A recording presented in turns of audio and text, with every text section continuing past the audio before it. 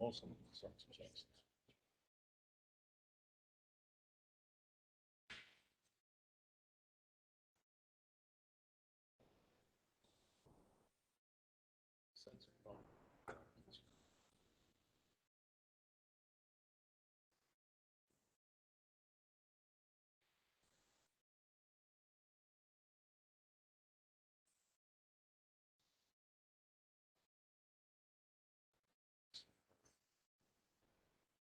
But I just.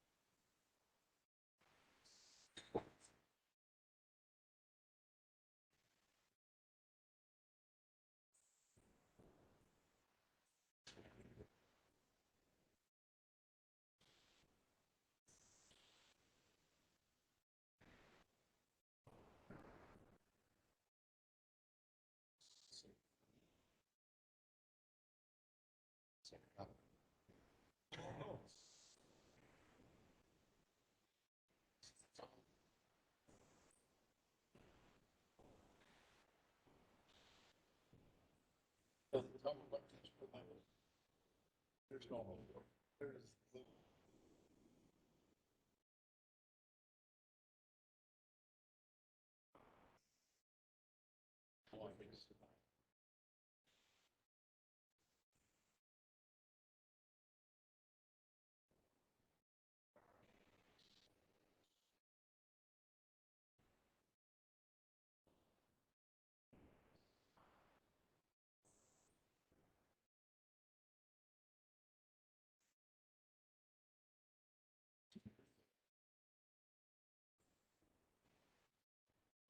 This is but.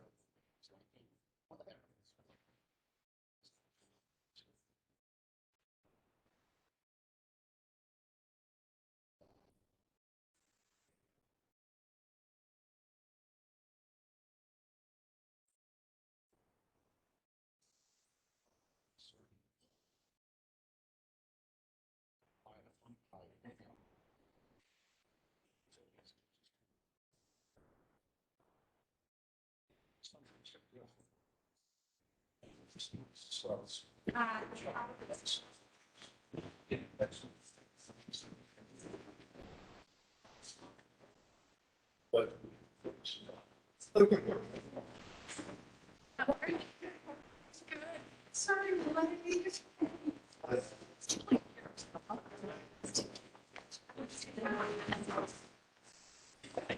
I never get to sit next to you.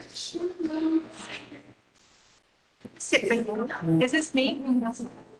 Yes. Come on. I never get a chance.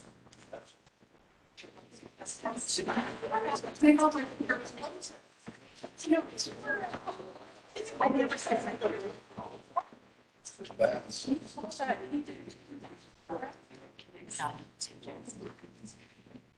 Jets, there's more kids in here. I don't know. Okay, I guess we'll leave them aside.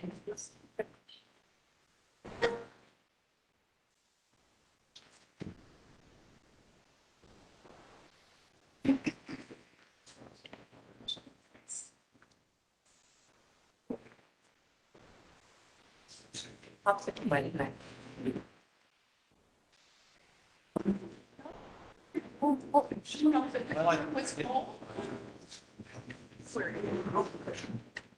Sorry. You want this? This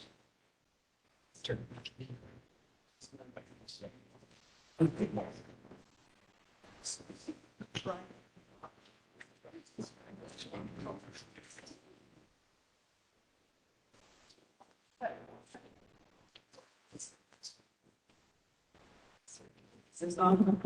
It is.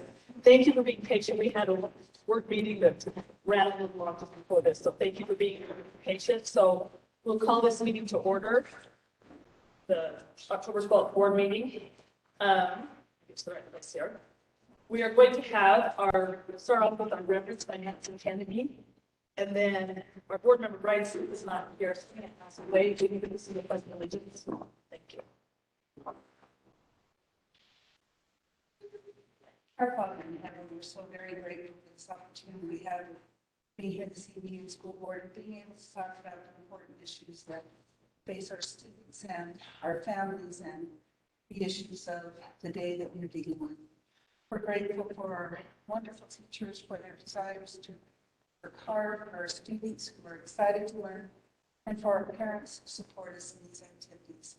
We ask now that as we talk about these issues this evening, we'll be guided and inspired to do the right things, and please help us to serve those around us and work hard to make this community close and better than This we stand in thy Son, Jesus Christ.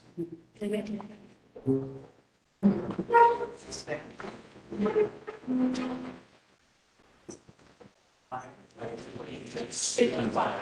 Of the United States of America, and to the republic for which it stands, one nation under God, indivisible, with liberty and justice.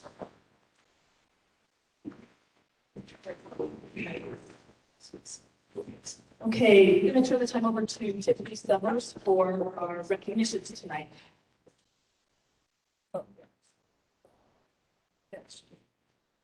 All right, I'm sorry I didn't get in here early enough to meet some of you because I haven't met those of you who are on recognitions tonight. But my first, I might go a little bit out of order than what's listed on the agenda, if that's okay. We had some amazing donors at the beginning of this school year. The United Way of Northern Utah. Is Tim Jackson here? Tim, nice to meet you. I'm sorry, I had hoped to meet you beforehand. Is the Northern Utah United Way CEO, right? Did I say that correct? Thank you for being here. And Heather, I imagine is okay right there. Heather Crockett and Julie Jones.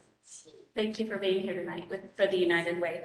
Also, is Randy here from the thank you, from the Catholic Community Services. Thank you so much for being here.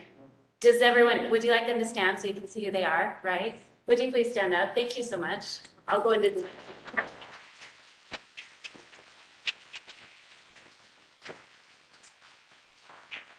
They're a representative here from Schaefer Farms.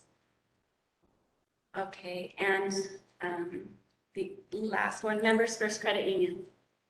Thank you, and I don't have your names, I'm sorry, would you mind standing and introducing yourself? I'm Suzanne Horn. I'm Melanie Nelson. Okay, thank you so much. Okay.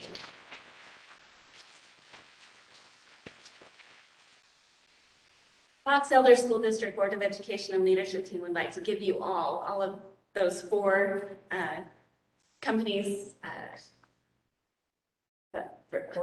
organizations. Thank you very much for helping me with my vocabulary. And we would like to give you all our sincere appreciation for the amazing amount of food that you gathered and donated to our school district.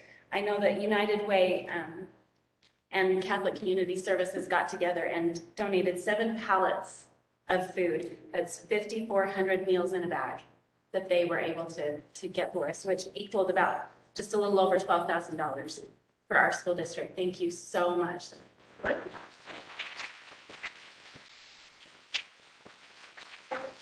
Nations are making an amazing difference for children as they have been able to come back to a new school year with the nutrition they need to learn and be successful in the classroom. Thank you also for the backpacks. We got backpacks from Members First and the other organizations, full of school supplies. Because of your efforts, students are able to come to school each day prepared with the tools they need to work and to learn in class. Please know that we appreciate all of you. and the work you do to help provide basic needs for our students in the Box Elder School District. Thank you so much. And that's from all of us up here, the leadership team and also the school board. So thank you. Appreciate it.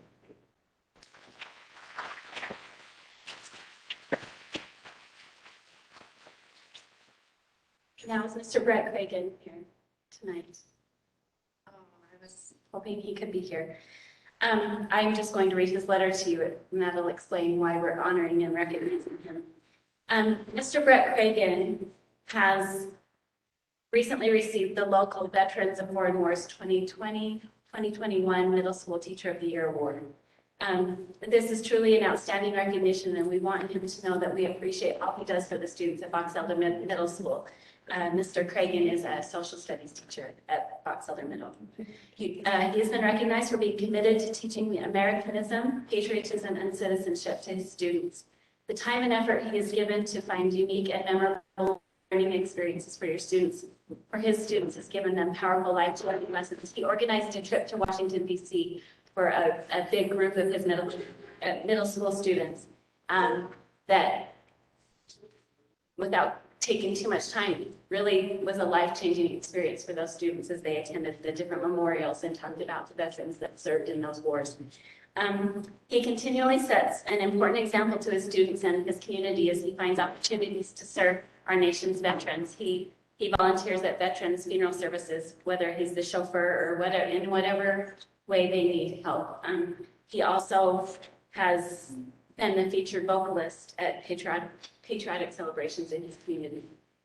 Just an outstanding individual, and we want to join the VFW in honoring him for teaching his students about our country's rich history, traditions, and the role of our veterans in creating and shaping America. So if you see him, pat him on the back. We appreciate Mr. Cragen very much.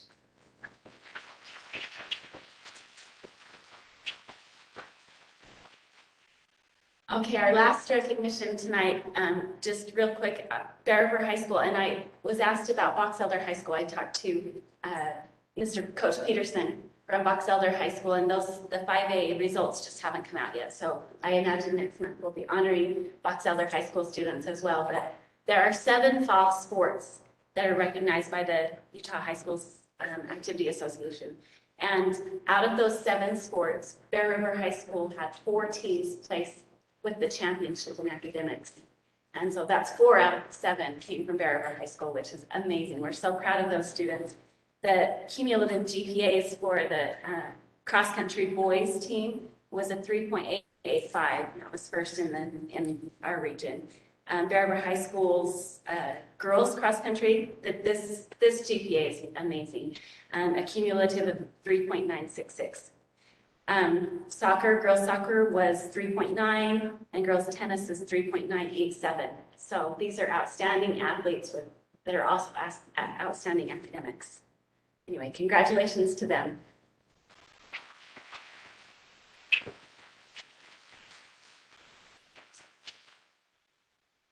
Thank you, Tiffany. She always does such a really good job of gathering information and recognizing it. We really appreciate those that have made a difference in our schools. We have United Way of Northern Utah has a presentation here for a minute. I want to talk to us, so I'm going to turn the time over to you. You can come up here with the microphone if you like. Tell me your name again. Tim Jackson. Tim Jackson. Thank you for being here. Thank you. Where's a good place for me to stand? Right there. The camera can see me. I just wanted to take an opportunity just while we're here, just to thank you guys for the partnership and just to briefly share some of the ways that we're working to support our students and the school district. And really the reason for it is just because I think that there's more that we can do to partner, and I think in understanding some of the ways we're already working together, just maybe we'll open our eyes to more partnership. And so that's really the reason for it. And so the donations that we were able to do in terms of food and backpacks is one area that we're helping for our students. We also do a number of supports to support our youngest kids, 0 to 5, help them prepare for school. And so Heather, who's with United Way, runs an early childhood coalition to bring together providers in the early childhood space to try and help they've been looking at, the kindergarten entry and exit profile data. We've got 50% of our kids that are ready for kindergarten. There's a lot that can be done in those early years. We run the play group, which is really with helping to model behavior for parents. And we've got one that's active in Fremont, and there's about 50 families that are currently active in that, which is, again, in that early childhood preparation. And we also run a home visitation program that's volunteer-based. We train volunteers that go into the homes, and we teach developmental milestones from birth to 3 years every month. And it's really around supporting kids to be ready for kindergarten. We also have some AmeriCorps that are full-time. We have one here in Century, and then we also have one in Bear River Middle School. We almost have one in Paris, intermediate, but that ended up not working out. But that's a full-time person that we hire and train that recruits community volunteers. In the elementary school, they recruit community volunteers to come in and help one-on-one students that need help with reading and just give them that individualized attention. And that's something that we'd love to expand to sort of more schools. And then it's more focused on mentoring at Bear River Middle School than it is on tutoring fees. And one just kind of fun success story that I wanted to share is recently we put together a resource education session for all of the 29 school counselors. And there were 23 different community providers that came and just did 2 minutes, like talking about the services. And the next day, there was a father that dropped 2 of his kids off at school and told the principal that he was just done and he was going to go home and he was going to take his life. And the principal took the father in to talk with the school counselor. And the school counselor had just gotten this resource education thing the day before and knew who the person was at Bear River Mental Health that she could connect him with and made that connection when it needed to happen. And so there's a lot of great things that everybody's doing, and we're pleased to be a part of it, and we'd love to work more closely with you. Just wanted to get a chance to see your faces and say hello. Thank you. So Nice to meet you.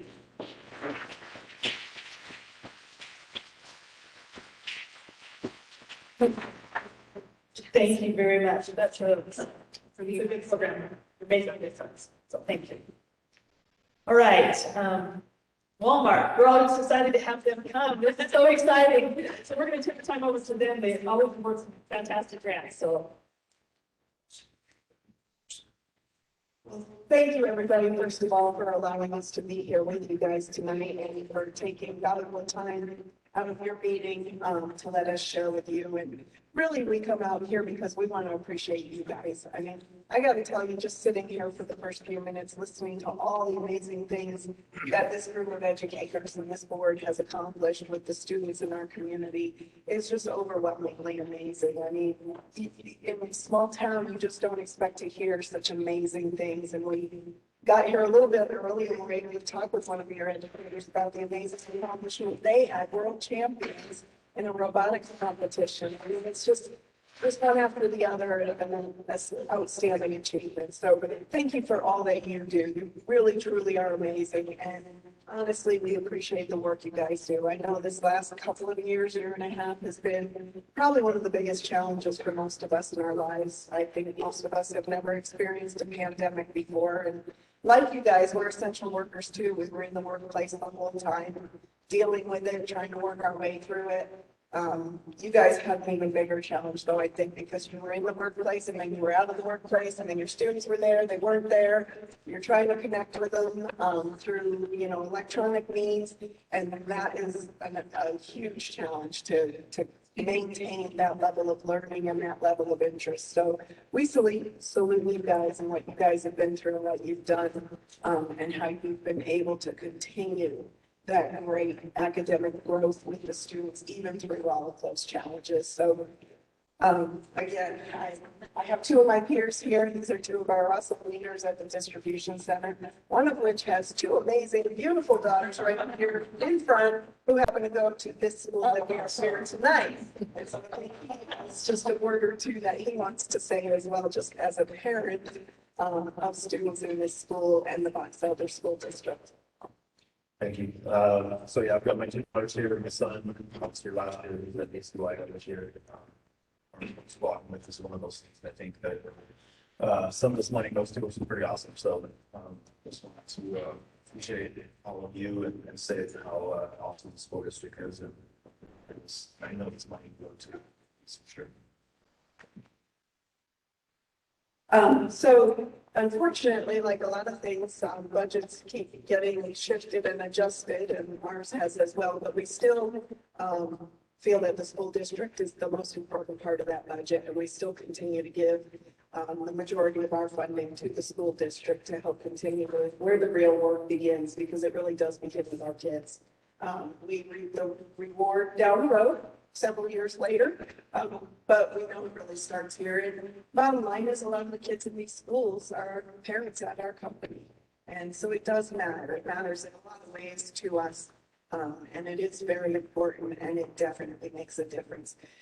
The values you guys teach our kids, sitting there, I have flashbacks to my own school days and the Pledge of Allegiance. I love that. And hearing about Mr. Cragen, I can remember I grew up in Connecticut, and in my school district at that time, 8th grade, we got to go to Washington, D.C. And it was a little easier to get there from Connecticut. But that was the standard. And I can remember being so excited. I couldn't wait to get to 8th grade to be able to go and see our nation's capital.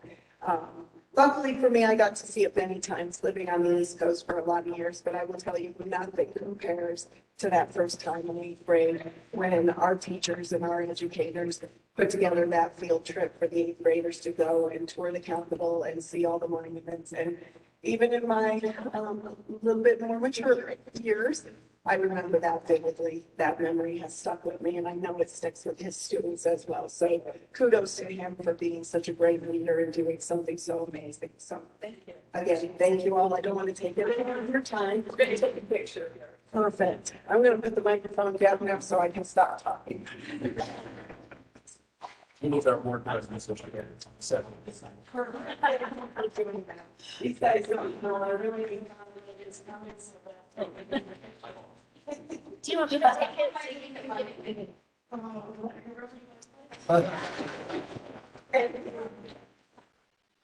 Thank you for doing that.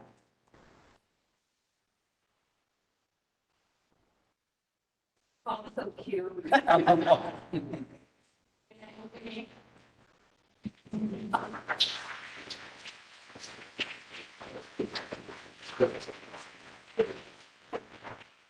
Thank you. Thank you.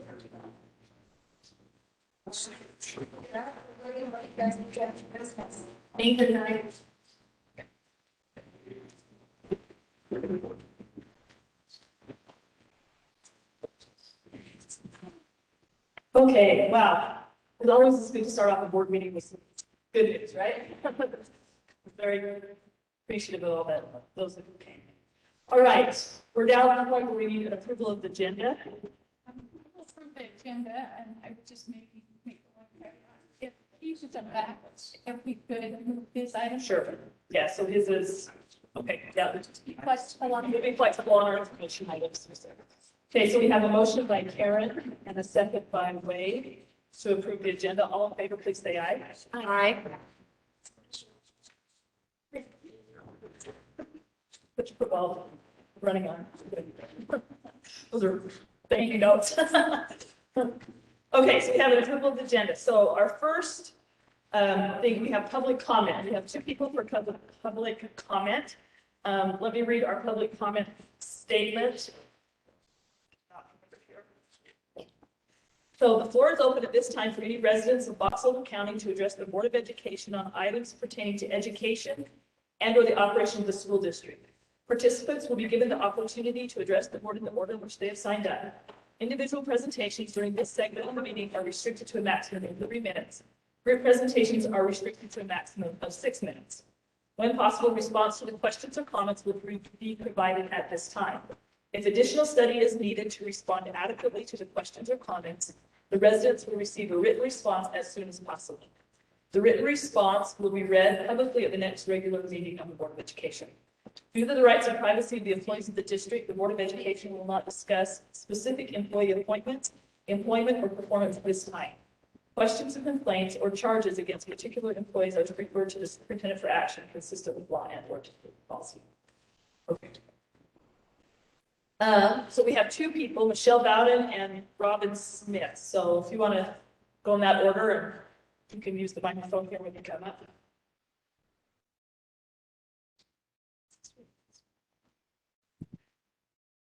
I hope you all got my letter. Okay, so that's what I'm making on today, so.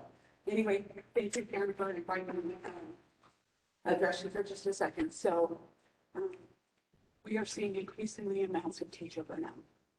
Tell me we're struggling. It makes me emotional what we are. There's a lot of things that factor into this. It's not all about a pandemic. There's a lot of wide variety of student behavior that makes teaching difficult, that I think is factoring into this.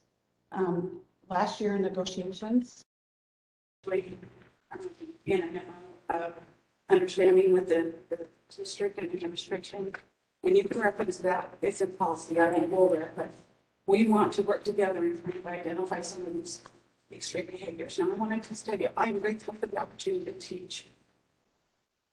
I love what I do. And this is where I want to be. But I don't know if I can keep up. I had the opportunity to substitute for a principal today. It's not just one, it's everybody, but one-on-one with a kindergartner who spit, who kicked, who threw things, who tipped over chairs, all in about 3 hours of the day. How's that administrator supposed to be giving the support and help to the teachers in that school? I mean, that's just what we feel. As teachers, when we have this kind of, it doesn't, I teach at the intermediate school. I had a teacher Monday, 2 students walked out and told her, you can't do to me, it's after school hours. You know how many times we've been told to F off. Okay, we cannot keep going with behaviors that affect learning in our classroom. And these are some of the things that it's just, we have to be one step ahead of babies. So I don't know. I think the first thing that we could do is looking at, you wanted some solutions, maybe looking at giving us that hour back of time that the state would allow this year and not hold us for the hours. That might help right now to ease some of the burden of what's going on in our classrooms. You know, it's not me. We can't get subs. We have teachers who are out with COVID. We can't even cover their classrooms. I have a teacher at my school. She subbed over 20 times so far because she has a first hour prep. When is she pregnant for her class? That's the reality we're living in. And I just think we need to come up with something so that we can better meet the needs of our kids in our classrooms things. Yes. You.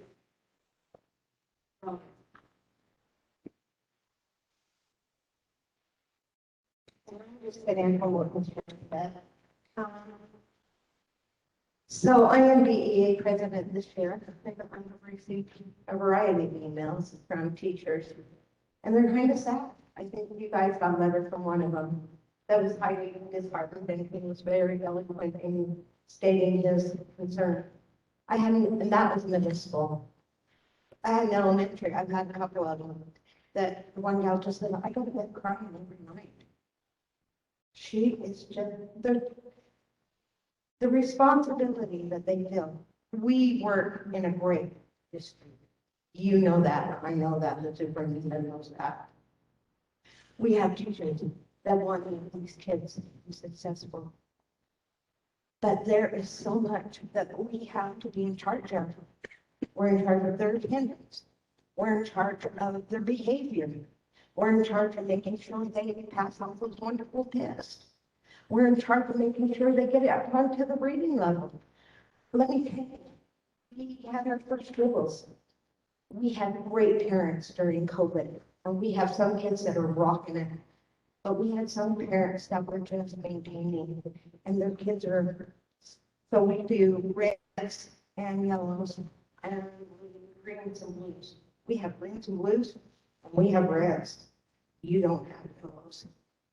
There is no middle ground. So we're either working it and trying to keep those upper kids keep flying, and then we're trying to fill in and try to get all those things for those younger kids and these parents. And then all of a sudden we've got to learn this program and we got to do this program.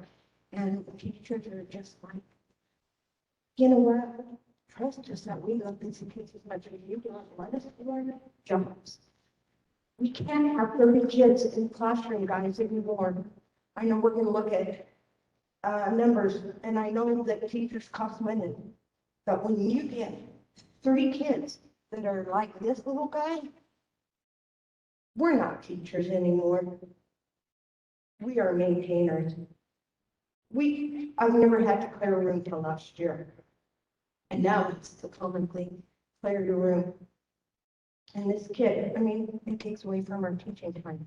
And trust me, we count every minute. We make sure those kids work the whole day long. There's no such thing as play. So anyway, we hope that you understand that we do love these kids, but we've got to come up with a solution for these teachers. Some of them are actually, I work with a couple and 3 other teachers, and they're just starting teachers or 5 or 10 years. And they said, you know what? We love the kids, but you don't have to do this job. A couple of them said, I hope we make it to December. I hope they do too. Thank you. Thank you for being here. Thank you. Let's move on to our action items. And just so you know, we have read your emails, and that's something that we're concerned about. And we are in between a rock and a hard place. There's a lot of need. So we're not ignoring you. We just don't have a solution right now, but we are actively seeking. This one, Yeah. our kids. Yeah. Thank you. Okay. Suddenly need reading glasses. Don't whine. Oh my goodness. Okay. Special education. Thank you. We have Catherine Allen here, our special education director. Do you want to just tell us about what this is and what we're approving here? Yeah, so, I think we've read through this, but just so you can kind of give us some information. right, so basically, do I need? For the reporting, yeah. So basically, we had not updated our special ed policy procedures manual since 2017. And the state had updated theirs this summer. So we updated ours to align with the state, is basically what we did. So really the biggest change that was made to our manual is our method for determining eligibility for a specific disability. And which we actually have been using the same method for a few years now, but it just was not in our policy. So we are currently using the alternative method. Okay, that's really what it is. Any Great. questions? Any questions from the board? Great, okay. I know, and it's good reading. It's good reading. Okay. I'll make a motion seeking that, as the board of education, you approve the Box Elder School District's special education procedures and policy. I'll second that motion. Okay, so motion by Connie and a second by Nancy to approve the special education procedures and policy manuals. Any other further questions or discussion? Okay, all in favor, please say aye. Aye. Opposed? Okay, that motion passes. Thank you for being here. All right, we'll move on to our information items. We're going to start with our RISE accountability, DLI achievement data, AP results from Jeremy.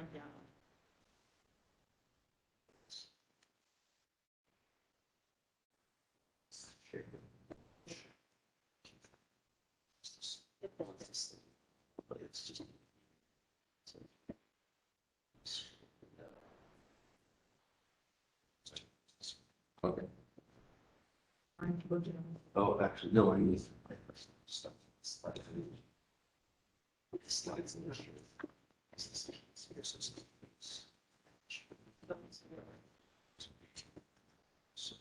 Share with you. Sure.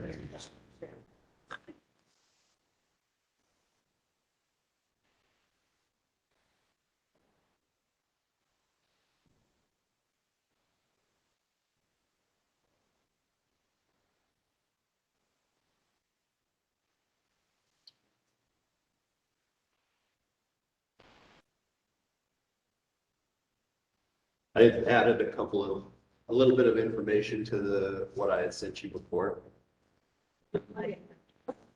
So I added some information to what I had sent you before, and so I just needed it in the presentation instead of just the slides, so that we have that information too.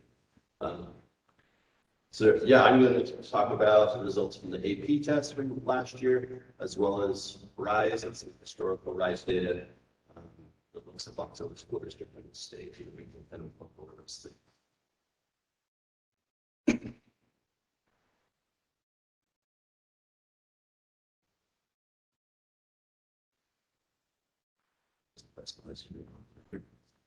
That'll work.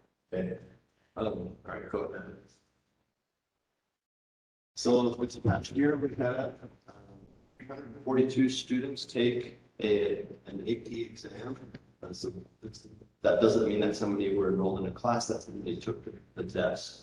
And so we do have some classes where various percentages of students take the test at the end of the test. But we had 342, we get a total of 447 exams.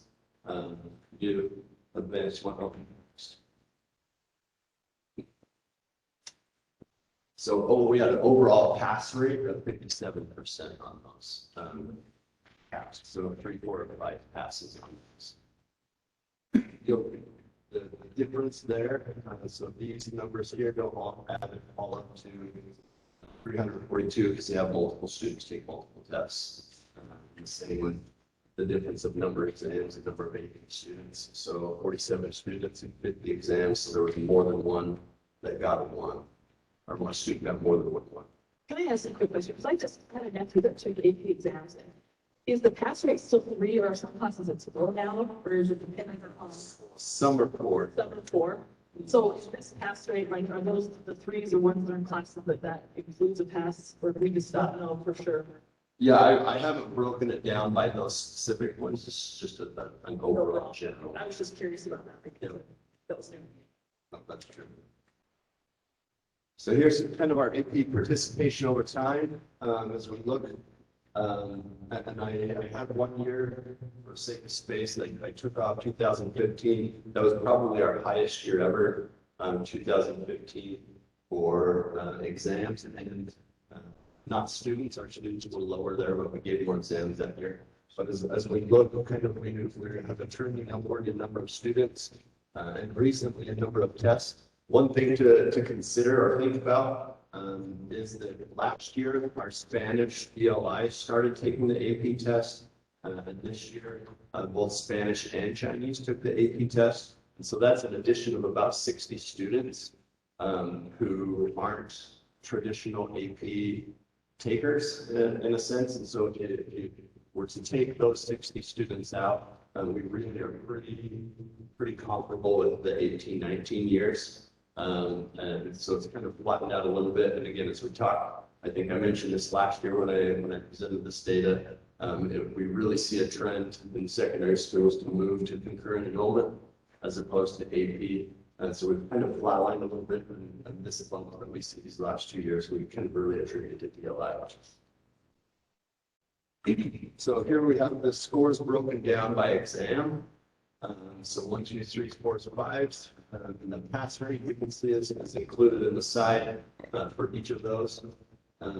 We have a couple of really great pass rates. If you look at the calculus BC, 78% of those students passed that test, which is great. Drawing, 1 student got that one. English language and composition, again, 7 students, but 86%.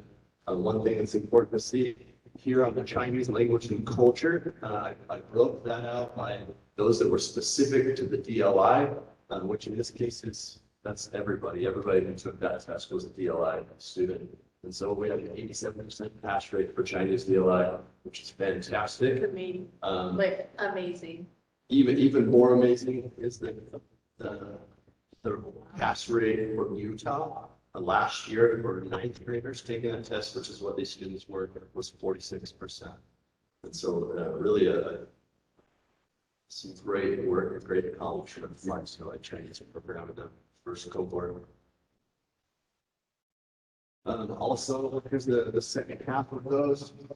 As we look, again, psychology, 34 students, 76%. And then our Spanish language and culture. So of those 37 exams, the ones that were in our DLI cohort, so our second cohort, our second group to come through, we had a 77% pass that, which is a little drop from last year. Last year was about 95. We only had one student last year. But again, compared to the state average was 67%. We did have one student, because actually when they take it as a freshman, they have the option, as if they don't pass, to take AP Spanish or AP Chinese the following year as sophomores and take it again. We did have one student that didn't pass it as a freshman and took it again as a sophomore and didn't pass.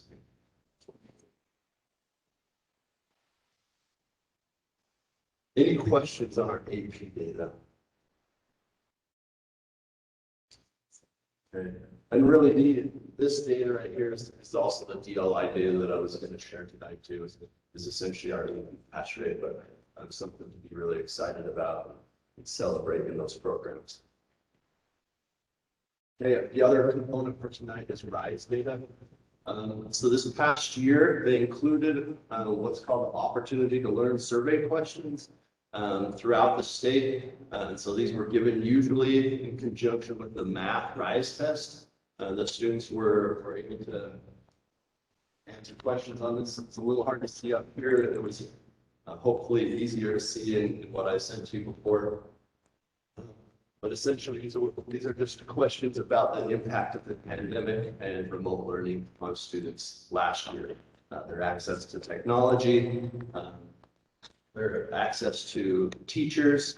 One of a couple of bright spots is this highest red one here. I had individual access to my teachers for help. 93% of our students said that they did, which was really great, I thought, for student reporting.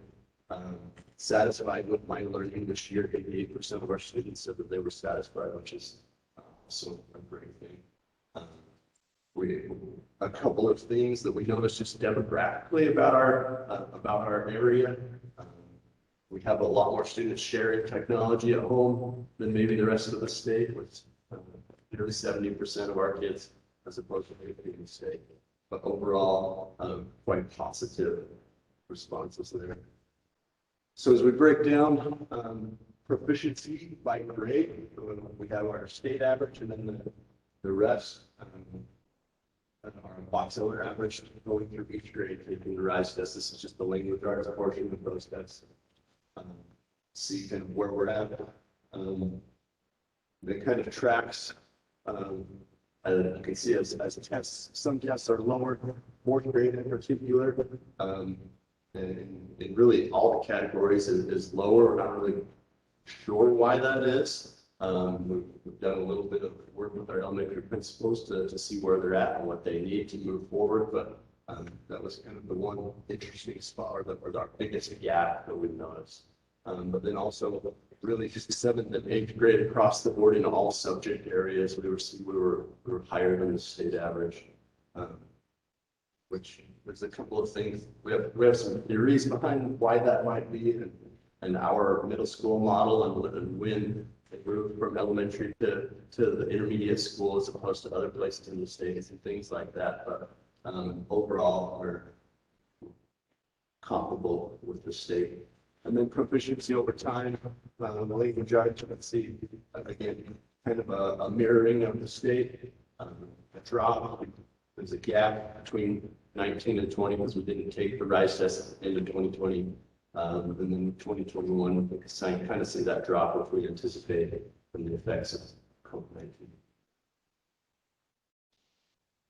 And then math, again, very, very similar.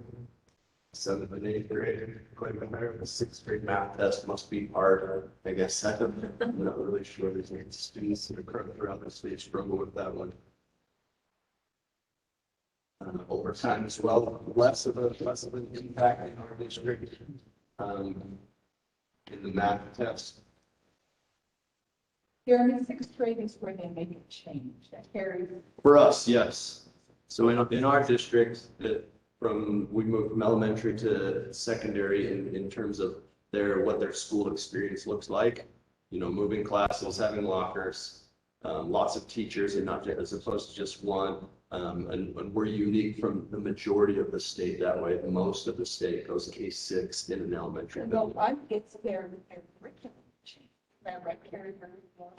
They are on our same, as far as the curriculum, it's the same for K-6, as far as our I just thought, my understanding With the was state standards, don't they? national drop. Well, the standards are, each grade level has their separate Yeah, standards are unique each one, but yeah, the curriculum is K-6. K-6 for math. So our math curriculum is the same in sixth grade, so they're using the same programs, those sorts of things. Used in fifth grade. Yeah, that they use in the earlier grades. And then science, we only have science data. Hopefully this month we'll get the elementary science data, but they just realigned the standards. And so they had to do hand scoring and aligning this summer. So we don't have those yet, but in 6, 7, and 8, we have science data for RISE. And again, 7th and 8th grade performs well compared to the state. And then over time, you can see science is a strength for our district. State. Which surprisingly, 2021 is our highest ever, coming off a pandemic and having a year of shortened class periods, and we still performed very well on science. Any questions about any of the data that I've sent to you that you had a chance to review or talk about today? Okay. Yeah. So we were comparing state, but if we were to, I think later than, look at what that were to be the part of the, oh. Brutal facts. So real fast. Facts. If we were to compare to other schools in our area, how do we compare? I would say middle to upper middle. And that's a hard thing because if you look at districts, there's not a lot of districts that are just like us. You know, and so the state does have a comparison tool on the data gateway of schools and similar schools. And we get a range. You know, some schools are in the top, and some schools are in the middle, and some schools are in the lower end. And so we've got schools that are everywhere when compared to others. So there's not necessarily a overall. I mean, we really have some everywhere. If you have an app, if you have access to that, could you send us a graph for how we compare? Sure. Are you targeting specific? Comparability report once the data gateway is updated. Yeah. So for 2021, yeah. Comparability report. Repeat what you said, please. Yeah, so once the data gateway is updated for 2021, you'll be able to, anyone in the state can access the data gateway and see the comparability report to compare our schools against. And what it does is it takes demographic measures, school size, rural, socioeconomic status, all those things, and finds other schools in the state that are similar, and then it ranks them. Usually it's 10 schools, and it ranks in those 10 where you are, and then you can pick the specific test that you're ranking against, whether it's math, science, or endurance. Okay, thank you. But Thanks, Jeremy. Are there any other questions? Okay, we appreciate that report. My only question is, everything's still below 50%, like statewide, school-wide, that's, you know, I know that's just how it is. Is it the test? Is it the, what's the? we could talk for hours about Yeah, I'm sure we could. and some personal opinions, I guess. I think it's kind of silly to give a test that the state is only scoring at 30% on. And I think some work towards our identifying if we're really that low or not, or some adjustment in expectations maybe. I'm not sure, but at the time, for what we're given right now, we just are monitoring our progress against ourselves, against other schools that are doing it well, and against the state as a whole, and that's kind of what we can do until that happens. So I agree. Thanks. That's the short way. There are more kids that are reading better or that, than those numbers. And well, in testing, you just never know. There's so many factors that go into a test on a day. So that's interesting. Okay, now we're going to skip October 1 because Keith's not here yet. They have 1-2 matches. They're getting closer. They're getting closer, but let's see. Unless maybe the earlier games are long. Okay, monthly financial, but Rod's not here, but Keith had sent an email to all of us to look over if there's any questions he can answer for them, but we've kind of gone through this before with the yellows and I don't think there's any reds on this report. Let's see. Superintendent, do you have anything on that? I talked with Ron prior to this meeting. He said the budget is very common for this time of year as it is in the past. And ballot is the rating. Okay. Does anybody in the board have any questions or concerns we want to take back to Ron? It's just one question, not about the budget, but any more talk about that? CARES Act? We haven't heard anything other than just stuff on money. You haven't? No. Okay. Okay. Let's move on to our COVID-19 report. Gary, I don't know how we can do this, What do you need? but I sent an email to you and Gary. Yeah, I saw. Is there a way you can get to that? We're Yeah. messing with Keith. It's Keith's computer. So while they do that, let me just tell you what is going on with the Bear River Health Department. Right now, we have. Well, let's go ahead and look at that. So I think it's. Slide that up just a little. Sorry. We got two charts here. This came from Bear River Health Department just today, and that's why I'm a little slow in giving it to you this today. So I'd like to point out some things that I think are interesting about right now and last year. There are some factors. Sorry. You're fine. I'm trying to make it better. Okay, let's just do that first graph to begin with. This is pretty sensitive. Got a pretty touchy one. Okay. If you can see, this is positive cases of children ages 5 to 10. And so in our case, that's basically our third, maybe. Is that about where that's third, fourth graders who are 10 years old? I've got a fifth grader who just turned 11 last night, a grandson. So apparently fourth and some fifth graders. But as you can see, interestingly enough, what the blue is last year's numbers. Okay, and so if I'm sorry. But below it said that was this year's numbers. Where can you see that there? I've got it backwards. What is the blue and yellow? It's the blue is 21, the yellow is 20. Okay. So you can see, oh, very good. That is exactly right. But you can see that we peaked right at the time the school started.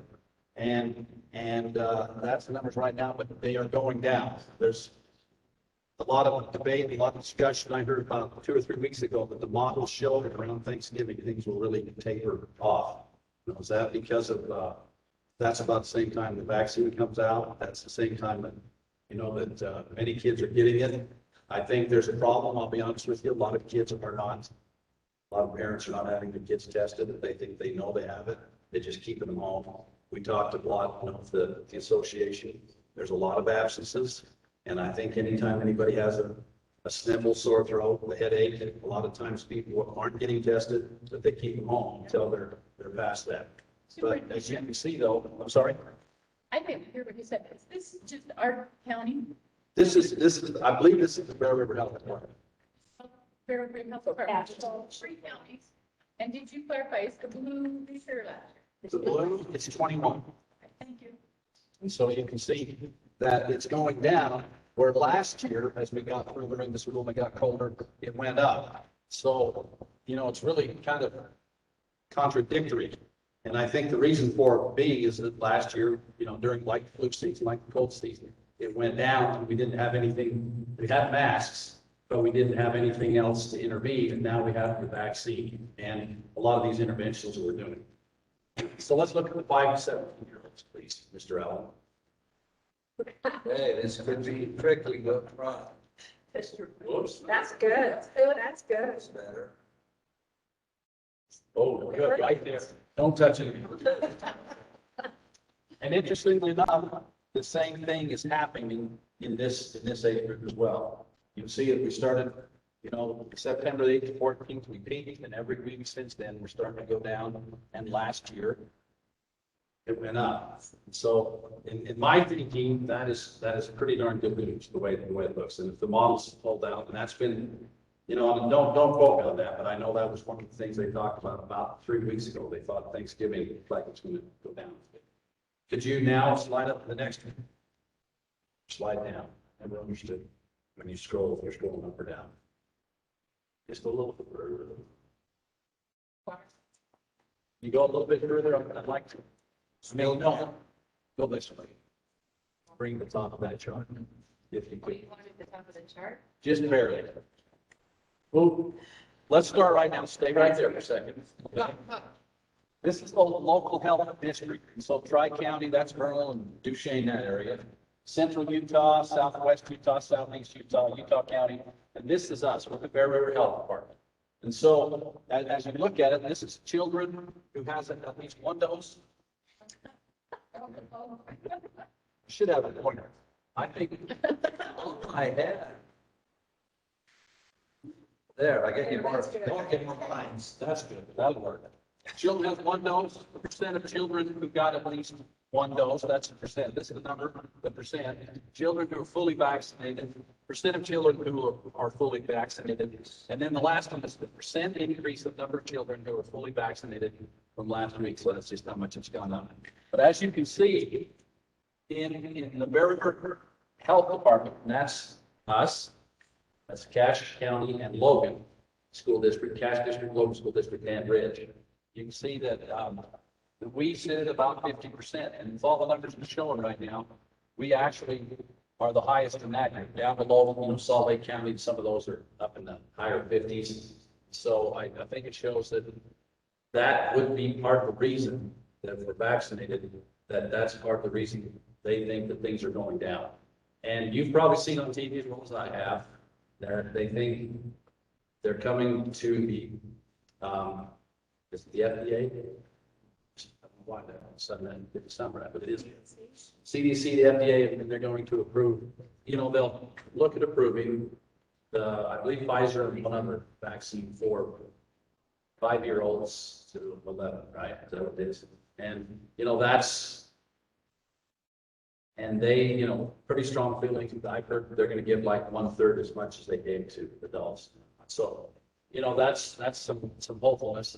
Right now, that's all we have on that chart. I thought that was interesting. You can slide up so that you can see Salt Lake County and some of those. But I was happy that we have such a high percentage. We have some struggles.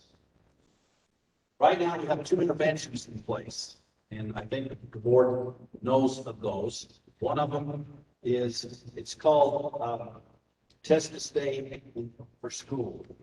And whenever we have 30 or more students, then that requires us to have a test to stay.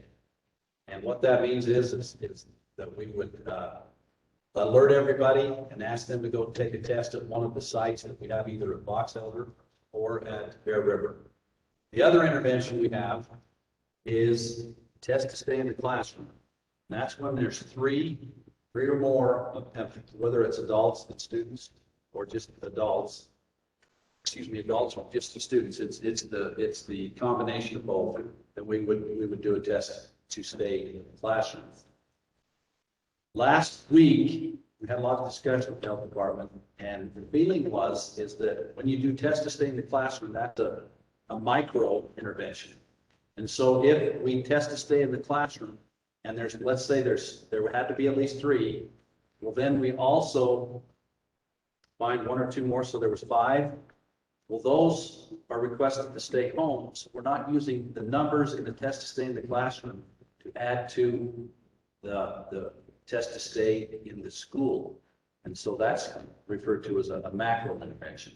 Now, you've met Jordan Mathis, the Bear River Health Department director, and he had to talk. He was using a lot of big words in front. I said, could you just be a little bit more laymanish and just talk? And so we got through it. But he feels like that, and the health department feels like if we can just do that micro intervention and pull that group out that's sick in one classroom, that we can not count those in big class. And so far we've been fortunate. I think we've tested, I want to say 3 or 4 classrooms, and a couple of those were in one school. They were DLI, so they're usually big numbers, like 28 to 30, so that they get tested that way. So right now, it's kind of a wait and see, and I do think, from what the Teachers Association talked about, the big problem is people are doing a better job than probably they ever have with staying home when they don't feel good, and maybe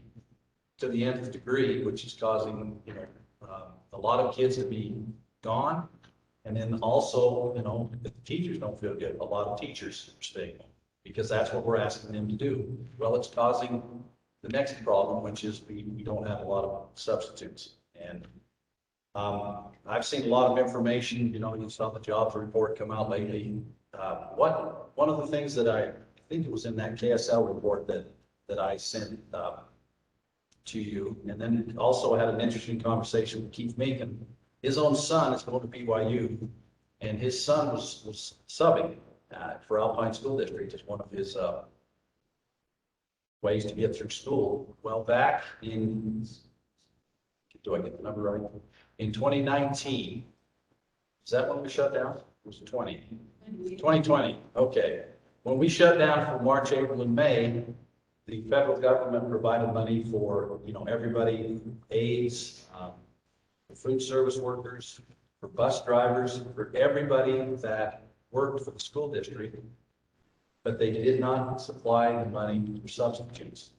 So what we feel like maybe happened was many of those substitutes said, I'm relying on this money. They went out and found other ways to make money. And when school came back into play, they said, it's a little dangerous in there. We thought we're not masking. And so many of them just haven't come back to the substitute world. So we've got a double-edged sword where we have more absences than we've really ever had. And we also have fewer substitutes than we've really ever had. And, they are the Teachers Association. One of the problems we're having is our paraprofessionals, our aides who are hired to, do reading groups, to, do one-on-one interventions with kids, to as maybe a behavior person. We're asking them if they would step in and substitute for some of these teachers. And what it's leading to is we don't have as many behavior intervention people helping out. We don't have the reading groups so I'm really concerned what that's going to do possibly, down the road where these kids aren't getting as much intervention help as they have. And I've heard from a lot of the paraprofessionals is they didn't hire on to stand in front of the class and try to teach a class for all day. They hired on to be in a reading group or to be a PE aide or to be a PE paraprofessional, library, reading and all those types of things. And so this is going to have a wide-reaching effect that, it's going to take time. And I guess our biggest hope and goal is that we see the numbers go down and get back to not having so much stress, because as, you know, as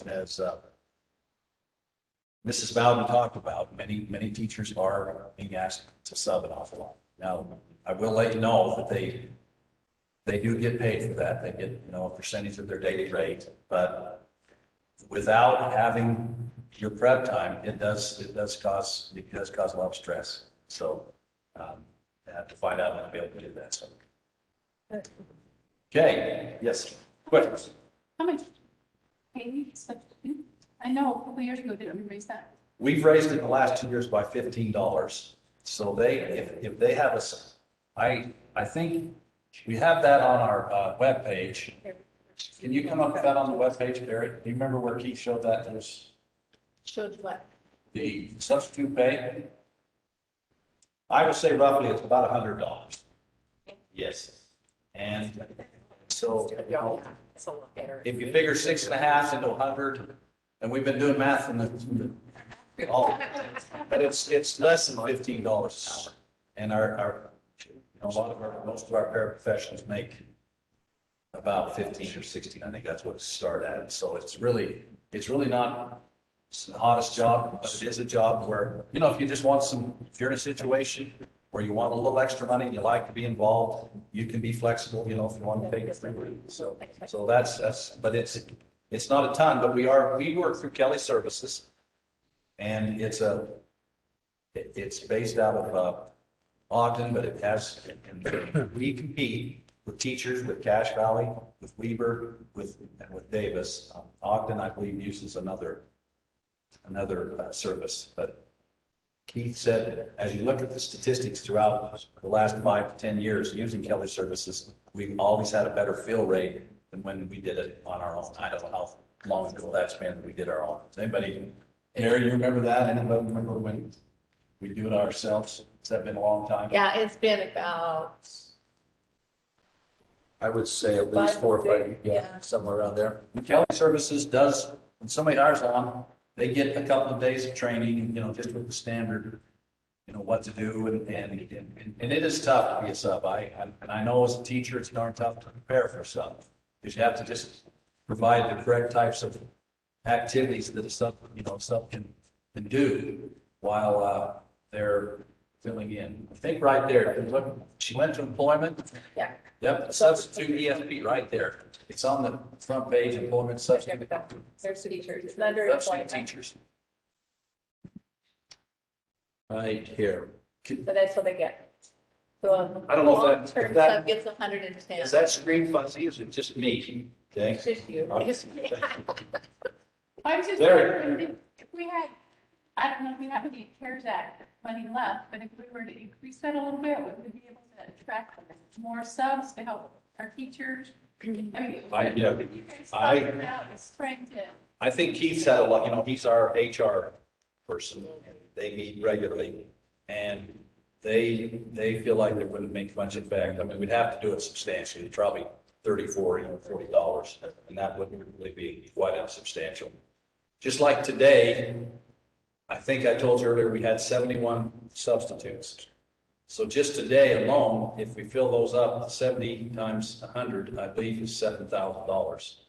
So if you increase that, you know, there's 180 school days. And I suppose tomorrow will be probably worse than today, just because it's, you know, the day before a long break. And sometimes on the other end, the Monday, there'll be some problems with that as well.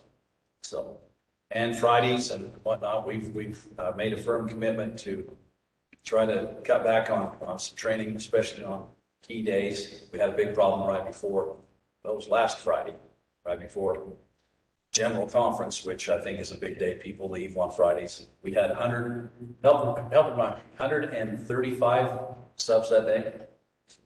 Yes, it was 135, and there was 53 that weren't filled. 53 that were not filled. Yeah. So when they're not filled, you know, Mrs. West out there and Mrs. Dunham could all tell us how you guys are scrambling to get aides, to get whatever they can find. So it's really a stressful situation for everybody. Questions? I would say, though, that I feel really good about the fact that those paraprofessionals have been in the schools. They know the kids. I can think of a lot worse situations. I mean, I think it's a blessing to have paraprofessionals that know the kids. And yes, they're not the teacher, but they offer so much just by having been there. And then I think it's a really good thing that we're not, people can stay home if they don't feel well. And it's not just teachers. I mean, obviously I work full time and it's impacting me as well. And so you do the best that you can and you lock arms and you learn how to do it together. And I think that's what you have to do through this, is you just say, I give a pep talk every single day and say, okay, here's our staffing model today. I'm sure you do too. And we need to be aware of what the needs are, but to have paraprofessionals in our schools, wow. You know, I think it's great. But it's what's happening in every occupation. You have people staying home because they don't feel well. And you're glad, right? And you test to see where you're at. So I know Keith is very creative at recruiting our teachers, about recruiting for subs. Has he done over, like, we've got the USU campus right across the street. Maybe some of those college kids, if they had a free day. I don't know, I've heard about this problem. I think everybody has, but I'm just wondering, trying to get some ideas of how we can attract Karen, help. yesterday in our principals meeting, we broke up into groups and we kind of had a brainstorming session to do exactly that. So each group of administrators, there were 4 groups, they worked on a kind of a Google document to share ideas, and we're gathering all that information and looking. But I do know that made me think of that when you said it, because I do know that was one of the recommendations from the group. We compete for students to drive through the canyon when they already, Kelly works for Logan and Cash. So, you know, we have some challenges for our location, but we have done that and done a brainstorming activity, and we're looking at that information. We just got it all collected yesterday and looking at it, and we may come up with some whole new ideas that we weren't aware of, and that's what we need to do, because we've worn out some of the traditional ones that we always use. Yeah, I'm glad to hear that, thanks. Can I ask a question? It says non-licensed. What are the minimum requirements for a substitute? Do we have any, or is it just? They have to pass a background check. Okay. They're higher on the page. Go ahead to the top. That tells what they are. 20 years old, okay. High school diploma, GED, okay, background. Thanks. I'm just wondering what our. Basically, they graduate from high school 20 years old and have a clean background check. So it's, you know, and then if some of those, if it's a long-term sum, they can get up to $110 a day. That's a real tough deal when you're a long-term sub, you know, if you don't have, if it is a, you know, I shouldn't say, a teacher, somebody that experienced teacher, then, you know, we do have some of those that are doing that for us. So it is a tough deal, and you've heard it, but one of our real problems also is bus drivers, having enough full-time bus drivers, and then certainly having enough assistant or sub bus drivers. And almost every day, we have a couple of the people in the office. Right now, Jason Sparks, who's our new director of transportation, said that he passed his test, I believe, last week, but he has to drive so much more with somebody before he can start subbing. So he'll be subbing. Keevan used to sub. Marion, who's his secretary, Marcy, and her name, Summers, the route coordinator, I believe, and they're driving the mechanics drive. And so everybody is basically out there, and so we're not getting our buses fixed as fast. We do need, Jason would like to actually come up with a couple of more bus routes, and we have the buses, we just don't have bus drivers. I will say that I think he told us this last week, he had 7 that's in his class. You guys remember? 6 or 7. 6 or 7. So, but it takes 2 or 3 months to actually go through the whole process. Go ahead. But of those 7, he had to remove, there were 3 that had to go for reasons. And there were 4 left. 3 passed their test, the 4th one still needed to. So, I mean, it whittles down pretty quickly. So it is like, I think as Con said, it's a problem. Full circle. Yeah, and I really liked Connie's comment about, we're in this together. I think our principals and our parents and our teachers have really stepped up and done a good job of doing what they can. It's no joke. I mean, we know that it's a reality, but I am grateful. I have friends that are paraprofessionals, and I know they've substituted and they've done things, and when I know it's not a favorite thing to do, but you do it, take it in and get it done. And so I think that's. So, Oh, I just want to make one other comment, I think it's important to celebrate. When we have made it through a tough week or a day, I think it's important to recognize, did you see what this person did and that person did? And what about this, what about that? And just celebrate, because so hard and all you do is talk about the negative. There are so many things to celebrate. There is the silver lining. And if you don't look for that silver lining, it's gloomy, right?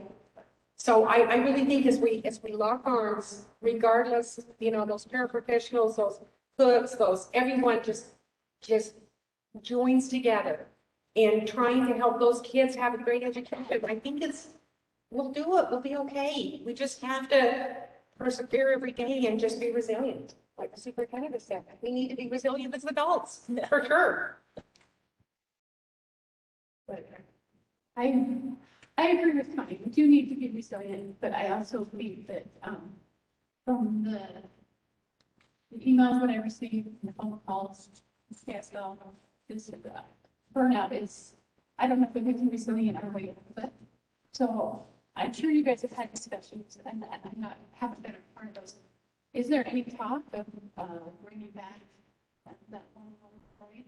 So the teachers that extra hour. Well, right now, I think the numbers we're seeing, we haven't talked about that after this summer's vote that we took. I think just hasn't really risen to the level. no level for the discussion item.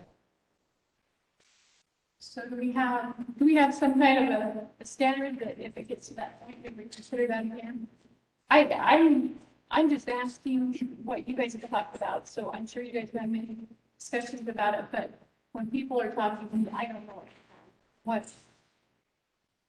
Well, I'm not sure what the standard is and when to actually pull that trigger. I know last year, I think it's going to depend on the numbers.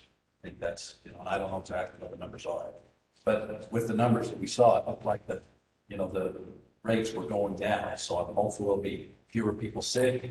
There'll be more time for people to fill out. I don't know if they mentioned, but Canvas is our system. The teachers fill out, and then when the kids are sick, they have an opportunity to do Canvas. It's not the best, but it's better than we used to do, where an aide or a secretary run around the last minute, last hour of the day, get some things for the kids that work on at home. Then the parent would come pick that up. They'd have to gather books. And so now we do have the Canvas. That does take time. I've heard of some collaboration teams and PLC teams that one of the people was very adept at what they do. Said, hey, I'll just put our Canvas on for all 4 of us or 5 of us, whatever it is. So there's a lot of things that, that are those silver linings. So it's tough. That was one of my questions on campus. What is the expectation for, do they have to put everything on there, or we just, is there an expectation of, my entire lesson is on their videos, or are we just saying they just need to have access to the information? They are. Mrs. West, do you mind, or Mrs. Dunn, do you mind answering what? Could I say something else about I talk about? Sure. Yeah. The day kind of causes another problem for paraprofessionals, because the day becomes shorter, so they get less hours. So then that means they will take less money to be in the building. So That's my main concern there. Right now, we have to have a para sub. They get their para hours plus a little bit of extra pay for the extra hours they take on. So they actually make more than the services subs do. So we really need to diagnose it. But campus, right now, the expectation, and Gary, correct me if I'm wrong, is that they would provide the same types of resources they would in the past, say like a student's volunteer place to go to zero and they were sick, instead of sending them over to faculty and have all of these. That's what's online. So there's a lot of disruption and the loops versus typing left up to the teacher. Like what do they need to access and be able to maintain it? Great. That sounds good. Thank you. That was one of my questions, because like I have children in all levels right now. I've got elementary, intermediate, middle, and high, and I know, and there's varying degrees of what they have, but like my third grader, I think their teachers post once a week some information and things that they can go if they're absent. Luckily, we haven't been absent much, but my high school has, but there's varying levels. So that's why I was wondering, is there a minimum standard, and if that's something that's causing more burnout, can we have PLC teams talk and say, hey, maybe let's just have it like, we would love to have a full course online, but maybe we just don't need to do that. I haven't heard any complaints this year. I haven't heard anything that expectation, even so much that they can't manage it. More of a concern is Getting sense. It's worked out pretty okay.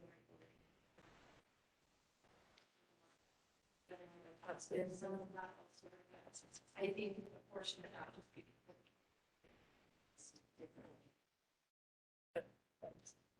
just be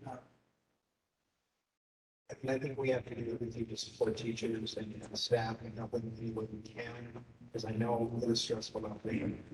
We know that this is a situation throughout our whole country. It's just not our district. I mean, it's going on throughout the whole nation. I remember Gary County, that I think Marcy told us yesterday in our meeting that there were 2 states that literally had to call out the National Guard to be able to be bus drivers. And so, I mean, it's something that's everywhere. But we do have to be able to do what we can to help us. I think they feel your support. I think they recognize that you're looking for a solution, that you consider their needs. I heard those things from the teachers in high school. They recognize that there's good parent board doing that. It's just, it's right to be able to carry out.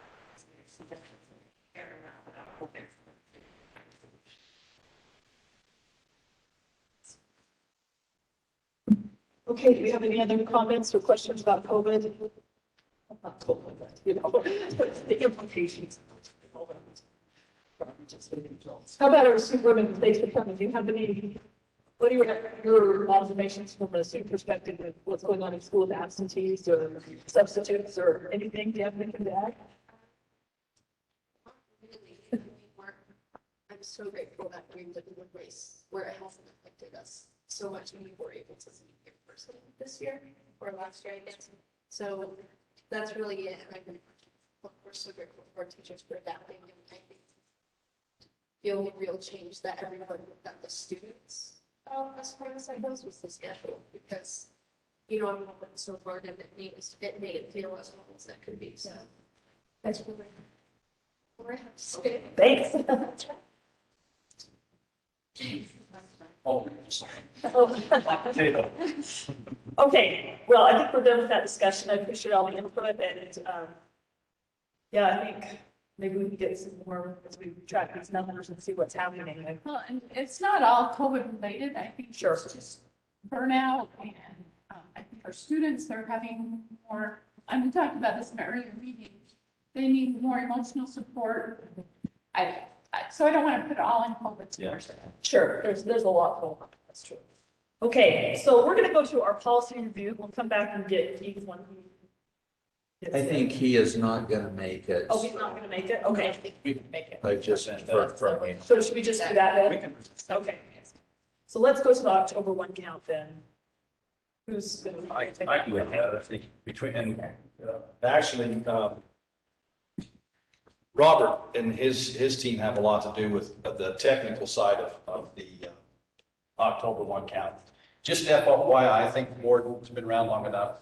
The State Board of Education uses the October 1 count as a standard for how many students we have, and then the school district is given an allotment of money based on that count. And that's, I think it's $3,808 or $9, something like that. I'm sorry, I don't have a specific number. But every year we get that much. There's a lot of other money that comes, 12,000 students that we have times 3,800. I don't know what the math is, but that's basically how it works. And so if you look at these, and Robert thinks that it's maybe 16 or 17 students different than this one. Yes. I don't know where he finally ended up with his total, but at one time earlier today, he had a total of 12,314 students. And our official count that went to the state was 12,300. It's not quite as high as he had hoped. I needed to give him that answer. 14. I wanted it to be 14 more, Yeah. not 14 less. 12,300 is the official count. Yes. 12,300 is what, yes, that's the number that went to the state on October 1st. So I think some of the things that are unique, if you look at this, if you look over here, you can think, oh, those two schools lost a lot of attendance. But actually, those were the two elementaries that all of the online students, that's where we taught the online elementary out of those two student schools. And so they had the numbers last year. And so this year, when the students who were online went back to class, they went back to their homeschool. Thank you. That dropped those numbers dramatically. So they really didn't lose those numbers. Some of those other numbers that went up a lot were some of those same kids that went back to their classrooms, if that makes sense. The ultimate number, though, was at the bottom, was that 12,000 number that we were talking about. So that's the interesting thing. I think as we look through some of our peak classrooms, numbers wise, is the, I believe the ninth, right down here. What's that? Is that the ninth? Yes. Ninth and 10th grades. You see, those are our two biggest classes. And they have been for years. When I came here 5 years ago, they were basically the 6th and 7th grade. And we had a nice, almost a perfect bell-shaped curve. And since that time, it's slowly been moving that way. And if you look back here, the numbers here are very similar to our graduating class and our junior class. And so even though it's interesting, everybody, look at that. Somebody said you weren't going to be here, so I'm trying to. You keep going. I'm trying to keep me. But I'll just finish that thought, and you can take it next. We haven't been going very long. But as we talk about all of the growth in our school district, with all of the buildings going on, we're still not really seeing a ton of kids. And if you stay up, on the state used to have an average of about 3.8 kids per household. And now it's more like, I believe it's closer to 2. So if you look at 12,000 kids, to go from 3 to 2 in a household, that's about 1/3 less kids, if that makes sense. So even though we have more households, we have fewer kids in those households. So as it looks, we're still staying pretty steady. And I know, you see all those homes and you see everything going up. So I still don't know. Rod loves to use the term, we got to count their belly buttons. And I would say heads. But that's a huge thing to look at. So Keith, I did point out these two discrepancies, why they happen. But other than that, I haven't talked too much. And I know you've looked at this more, so I'm gonna give you the mic and let you. The superintendent? Yeah. Are we still pretty close to Pam Pruitt's numbers that she gave us a couple years ago? I think no. She thought that we would level out about right now and then trickle down the next few years.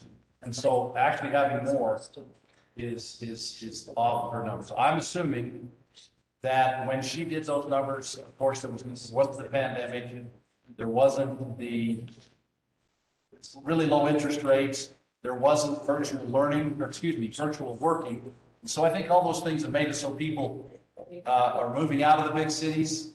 They can now live in Box Elder County and work part of the time, from home, and then maybe drive part of the time. And so I think there are a lot of factors that she certainly couldn't have factored in, but it did show that right now we're going to actually be either even or less in terms of projections. So It's going to be interesting to watch. Does she agree with it?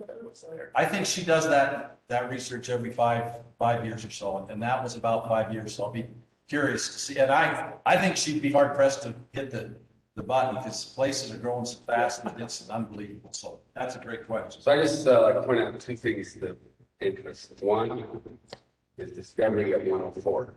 If you look at the five classes around, and that's because the subdivision where I live, 34 homes are in. And then the north 40 is all complete. Every house is built, sold, and filled. And there's another set of about 70 homes north of Pioneer Park, but east of the railroad track. It's started, there's 22 homes up in phase 1 and phase 2 and phase 3. So there is a concern about that, but there's just been a lot of homes moved in there in the last year. So I thought I'd point that out. Also, I think North Park, doing a dual language Spanish into North Park has brought that number up. And if you'll discover, if you kind of look at Garland, you know, they're usually low 108, 106.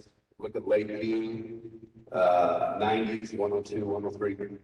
Usually a really effective PLI program is going to be around 6, you know, about 100 per grade. And so you'll just start seeing Northern Park's numbers are going to start going for 104, and that's going to come across the board is what you'll see there. Lake Dean's pretty steady. Garland, some of these bigger numbers, I think you'll start seeing them drop down more into the 108, 106, 105. I think is how that will work. So anyway, first grade obviously was the biggest growth. Scroll down just a little bit, Gary, and a little further down. By the way, grass grade tripled in size, actually quadrupled. A little further down. So this kind of just gives you a first grade had a big jump with our growth, and then go down a little bit further, Gary. Well, there is another part of this. It didn't apparently show up. Anyway, I can send it. Share it It's with on y'all. here. Huh? Is it the grade 6 through 12? Yeah, I just had the 6 through 12. I don't know why this isn't showing here, but anyway. So any questions in particular that you might have? Those are some unofficial numbers. I think Robert, you'd mentioned that maybe 14 had kind of been cleaned up and lowered. So, you know, this number's probably 12.3. And so when you look at where we were, 450 more students from a year ago. We're really need to add that total number. We take 2 counts per year, October 1 and July 1. Those 2 numbers are averaged. That's when the state then allocates. Oh. So next year's average should be higher. yes. Right, because we Because had it's so many getting- online learners Right. last year that we, Right. Okay. So we are, you know, so it depends on what we are July 1 right. as well. So We were at 500 homeschool, and Marcy said that we're more like 400 this year. Oh. We had always been 300, 320, 330, went up to 5 last year, and it did stay up higher, but it did go lower than it was. But not that big. of a- Yeah. We're certainly grateful for our patrons that kind of came back. I think they like our school system. It's certainly not a perfect system, but they came back and they really appreciated that. And K-12 online went down. And so I think this idea of social with families, with communities together is still a real positive pull for our families and children. So anyway, that's really all I had, unless you have any questions about that. Right. I wish I knew at what capacity is at each school, like how close we are to being. Yeah, so I have that information because we have to run that. Maybe email. In fact, I'll email that to all of you so you kind of know, when we have closed schools. Yeah. You know, when you hit that 90% threshold, then it's based on square footage. It's based on, do you have any portables? It's based on enrollment, how many classrooms are actually usable. And one thing that's going to be kind of interesting, I'm really curious, next year when Gold Spike Elementary opens up, it will not be at capacity. I'm kind of curious, will Discovery, kind of north end of town, will they want to go there? It'll be interesting to see We have some Manaway folks that travel right past Mountain View and go to 3 Mile Creek. Will they just come back to the school? I'm really curious where it will be an open enrollment school, most likely. Lakeview's closed. Discovery's closed in some classes, so it'll be interesting to see what happens. So I will send that to you just so you can get a flavor of what that looks like. Thank you. Thank you. I would add with that Discovery situation that we thought before it like bought nine. Discovery can have a part meeting added to it. And basically it would be about, it would just add one more class at each grade level. So you'd figure 5 classes, 6 classes would be about 100 to 125 more kids. So that's, we know where that wing would go. How much that would be is a darn good question. I'm trying to think off the top of my head, the wing we just put on Young was 5 or 6 million, and it wouldn't be as nearly as big as that. So that's something that is in the works, and it's, you know, it's a possibility depending on how we see that. It wouldn't nearly be as big, but I bet you it'll cost just as much. Yeah. That's true. Okay, are there any other questions for Pete? Did they win? That's my question. They did. Thank you. That's the most important. Okay, thank you for that report. That's exciting to hear. All right, so amendments and financial, where are we at? Oh, policy review. Okay, there's a lot. We've got first policy readings and second policies, the ones we have, we don't have any, don't change it. Okay. Does anybody have any questions? Okay, go ahead, Karen. Extend policy on first reading. I have a motion from Karen to accept policies on first reading. I'll second that motion. A second by Connie. All in favor, please say aye. Aye. Any opposed? Okay, policies passed on first reading. So let's move to second reading. Are there any questions about any policies on second reading? Policies on second reading. So a motion by Nancy and a second by Wade to approve policies on second reading. All in favor, please say aye. Aye. Any opposed? Okay, so that was passed. Thank you. All right, board discussion items, our school land trust board training. Oh, before we start, this is part of our master board award. This counts for those that, and when we have that? I think it's November. November, it's end of November. End of November, so Thanksgiving time. So if you've been working on your master board award, I was doing mine this past week, so this is part of that. So Nancy, let's sign folks. I think you'll be fine. So, I had Brian ask me some questions of different people, and where Tiffany's doing our new school board member, I thought it would kind of explain the depth of what trust lands really is. So Robert, if you would go to the back, it's one, and I sent all of those so you can expand those and bring them up. It is the funky picture that looks like this. If you are new to the state of Utah, I want you to look at this, or even if you've lived here a long time, see the little spots in gray that are up around like the highways and around us. Here, down the freeway. These are the only privately owned lands in the state of Utah. The fact, if you own your house, you are part of that gray unit. Everything else in all the colors is federal land. So if you look at what Utahns have and what we can tax on and what we have availability to, this is all federal property. At Stakeland, they did, and it worked better west of the Mississippi where the states were newer, but they divided up the state into townships. They went through lines that were 6 miles square, 6 by 6, then divided and called that a township. Then they divided those squares into 36 1-mile square sections. And then they gave trust lands numbers of those sections. And if you had yours on your computer, kind of like on the yellow one, just kind of expand it open. They gave trust lands in the state, lot number 2, lot number 16, lot number 32 and lot number 36.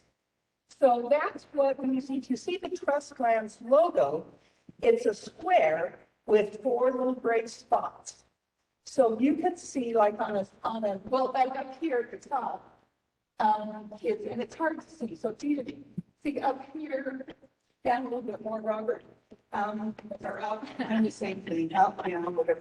Anyway, if you look, well, here, so there's a square here, a square in the middle, and then 2 at the bottom. Those are trust lands. So they are not together, they're not easy to manage, they're spread across the state. And the trust lands were given for the education of, it says the children, but it's the students of Utah. So of that, it goes to public education. It also goes to the teaching college, which is Utah State University. So you know the University of Utah has a school of mines. Some of that goes to the School of Mines, and it also goes to the Miners Hospital in Salt Lake or in Park City. So as they go through, and the schools, the deaf and blind have huge allotments out of that. So if you look, all of these little black dots in the state are trust lands. Now, if you look at these bigger areas, these are federal national monuments.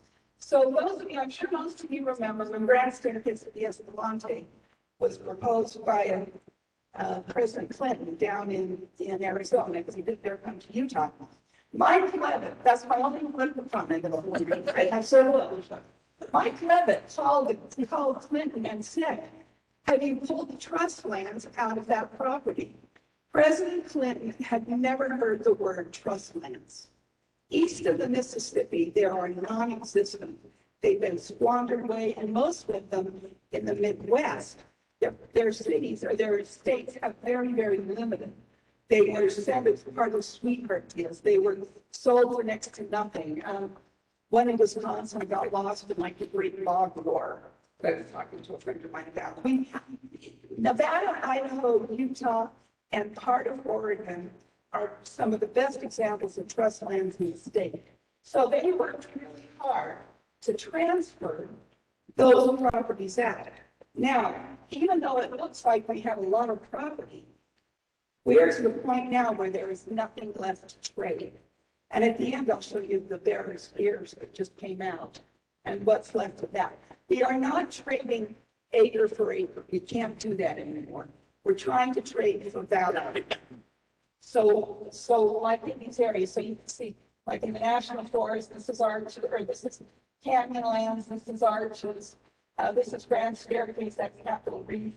Down here, obviously, is Zion, Bryce, those areas. Oh, and here, this is the bombing range.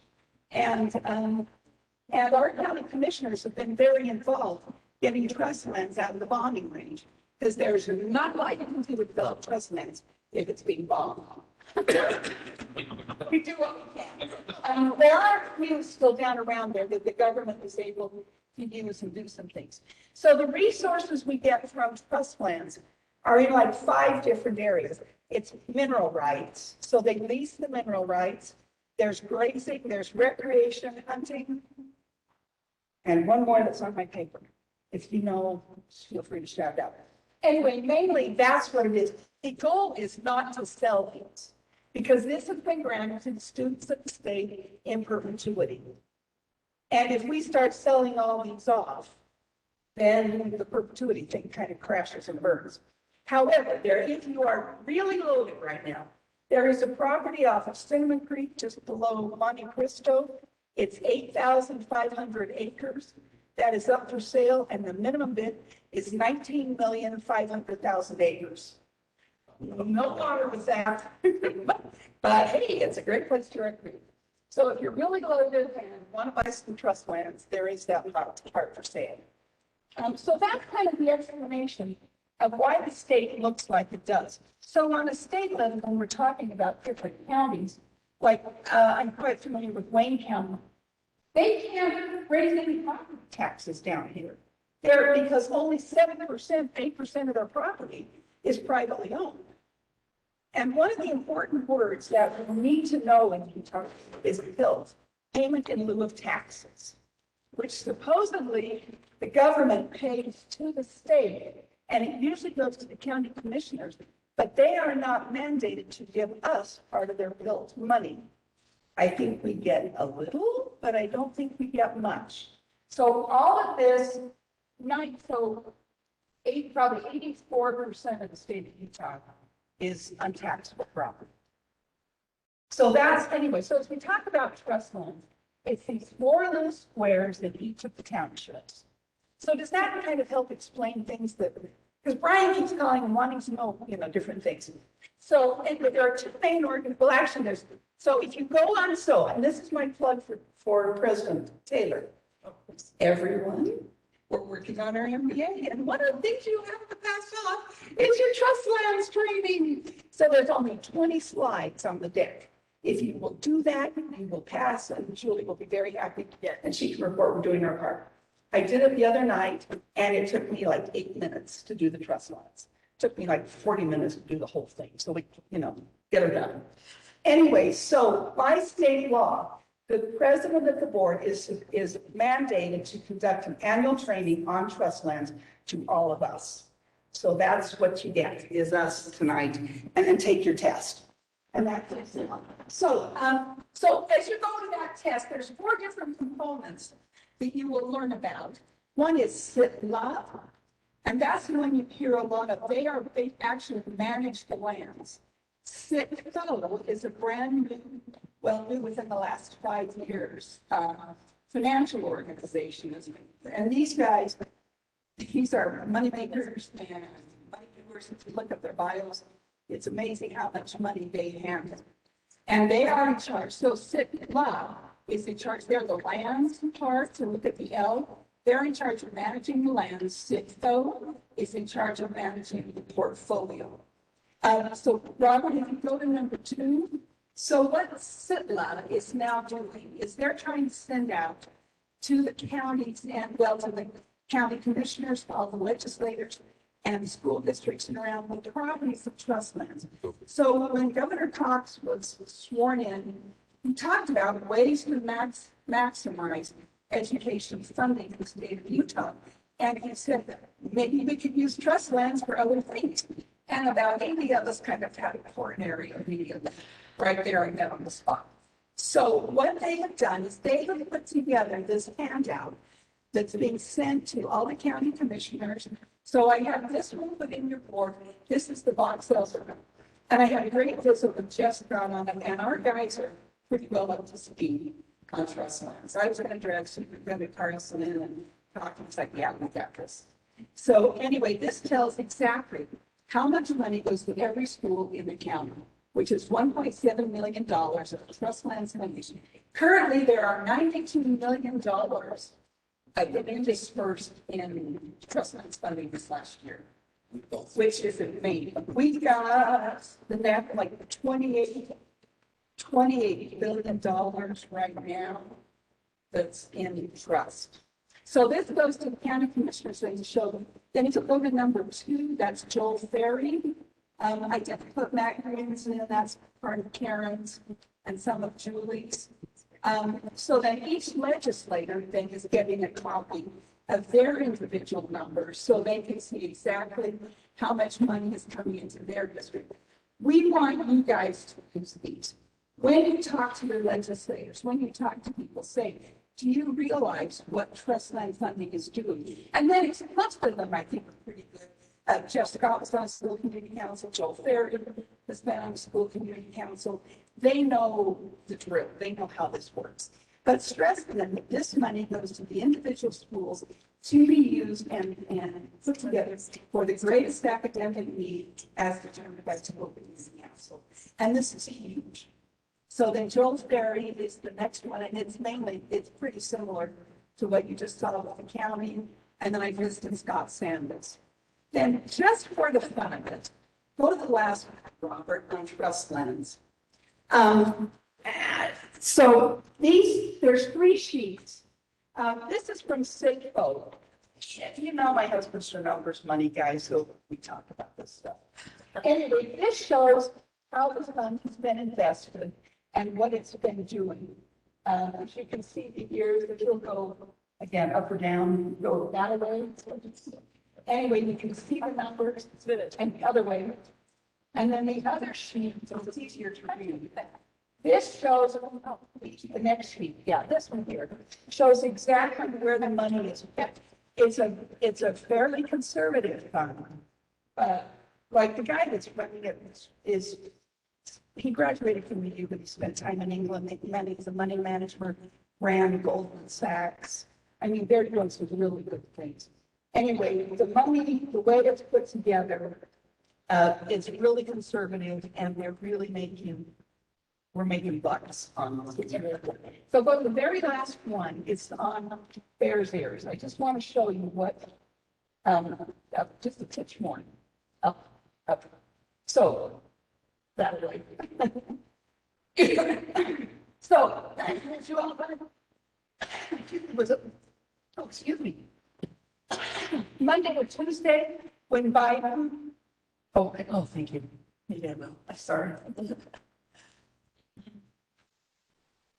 I'm not saying anything political, but when Biden put aside Bears Ears, was it Monday or Tuesday? Everything in the orange is now off limits to anybody in the state. It's now all in the Bears Ears National Monument, I think it is. Most of it in here, you can't access it with wheeled vehicles. So you can't take strollers in, you can't take things that would help you get around. A lot of it they're using for wilderness. So if you live in San Juan County, this is your county. You got the Navajo Nation down here, you've got the river that divides them. Canyonlands is up here. Bears Ears down comes clear down, covering this whole thing. National Bridges Monument or Natural Bridges is in here.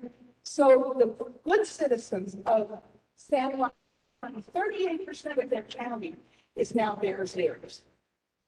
25% of the county is, I think that's Canyonlands. You got the tribal areas.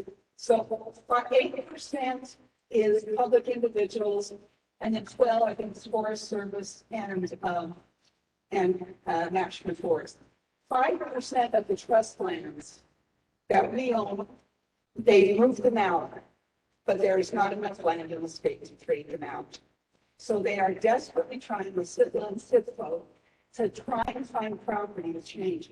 Currently, we're involved in a 3-way divvy up with Arizona and Alaska to trade in some properties. It's mind-boggling. Apparently, Alaska School Board Association owns a large chunk of building in Salt Lake City that they do things with. Anyway, so just so you know, anytime anybody says, oh, well, we're just, everybody should make Utah, the whole thing should be a national park. That's what we look like. So I've given you the huge overview. So there are really the changes this year. So I hope that explains trust lands. It didn't take up too much of your time. Are there any questions on trust lands overall? You guys don't read it like I do. So there are changes on top of trust lands this year. So in an effort to be more useful, the state office is sending out monthly newsletters that will come to all the schools that will help them and try to keep them up to date. If you want any special training or anything, the state, the last 7 or 8 years has been going and doing individual regional trainings, but they felt in order to get better use, they will come to a school or a school board and give one-on-one training if you have any questions. So you can go online, you go to the USBB and then click on the trust lands. It'll open this whole thing out to show you all the training schedules.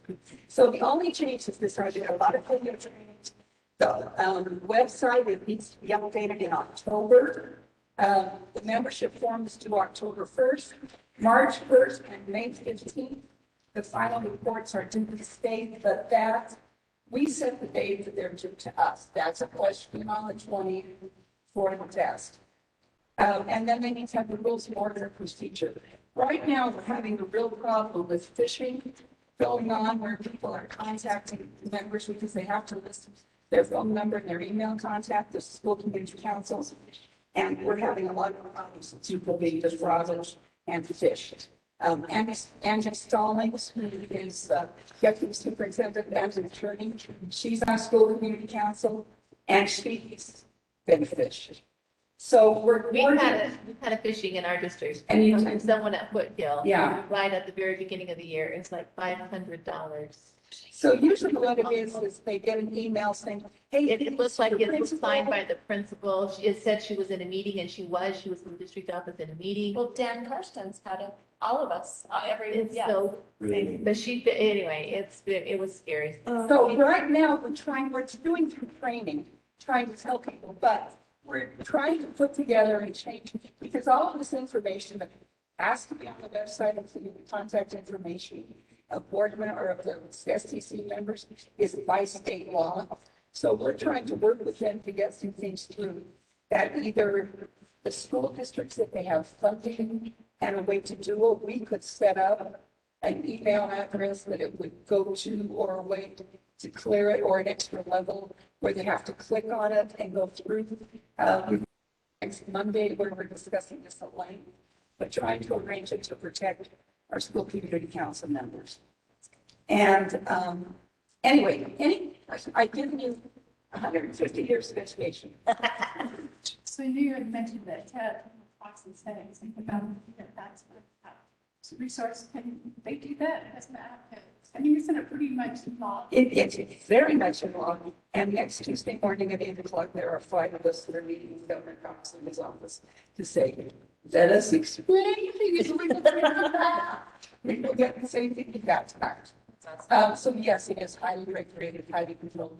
However, and this has always been our concern, the legislature can change things. And that's our concern with that, is this has gotten so large and become such a significant number. A lot of them are saying, well, why do we need to give them other money? We decided about this. And we're trying to show how important this is to our schools. And that's why we want you to use this information. I want all of you to be advocates for trust lands, so that when you run into Scott Sandal, hanging out at the restaurant up in Fremont, you can corner him and say, do you realize how important this is to us? And I want you to do this to him. And that's anyway, A challenge by internet. yeah, but it's just the more we know and the more we defend it, and the more the people throughout the state realize how absolutely essential this is to education of the kids, the better off we all are. Thank you. Thank you, Nancy. That was marvelous. I learned a lot from that. So, and I think that's we do need to be advocates for sure. Okay, so there's my second plug. Nancy, I get one advanced speech plug, and I'll give you another one. So go on to usba.cc, scroll down, and there's a power up for MBA, and take a training while it's fresh in your mind. It's not that bad. I did that earlier this week, so relax. I think it's very interesting to me too. Yeah, it is. And things that you kind of relearn.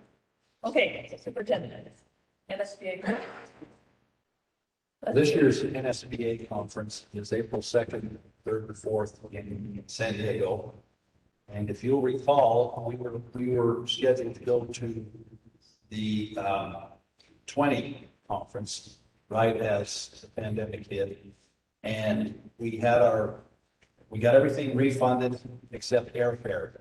And we still have, those of you who were going, we still have the airfare waiting for us to use. I do think that the end of that is coming soon, so that might be a factor. We need to, registration opens on October 27th. And generally what that basically means is in some places, and I don't recall San Diego being the same, as soon as it opens, people get hotels really close to the venue of where the training is. And so they don't have to drive as far. But as I don't remember San Diego, how it was. And so I don't know if it's as critical this year as it maybe was Chicago, some of those places. I will tell you, as you know, that have been there, that they always have multitude of buses running constantly on the great big loop. And wherever the hotels are, they have them going just about at 2 or 3 or 4 hours. And so it's something, that, that I think will be okay if you wait till the next board meeting, if you want to think about it and make some decisions if you want to go this year. It is where we've been going every other year until the pandemic, and so now it's been since 17, or was it 18? 18 that we went the last time. And as those of you who've been know, it's how much learning can go on. I mean, there's so many strands, and I've found over the years, one of the things you learn is sitting next to somebody from Mississippi and talking to them about their problems and finding out they're very similar to your problems.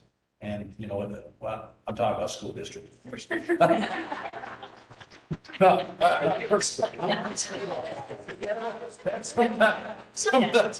yeah, I've got, so, I think we'll, talk about it, and I'll give you some more information, but I just wanted to make you aware that that's coming up, a decision needs to be made. Okay?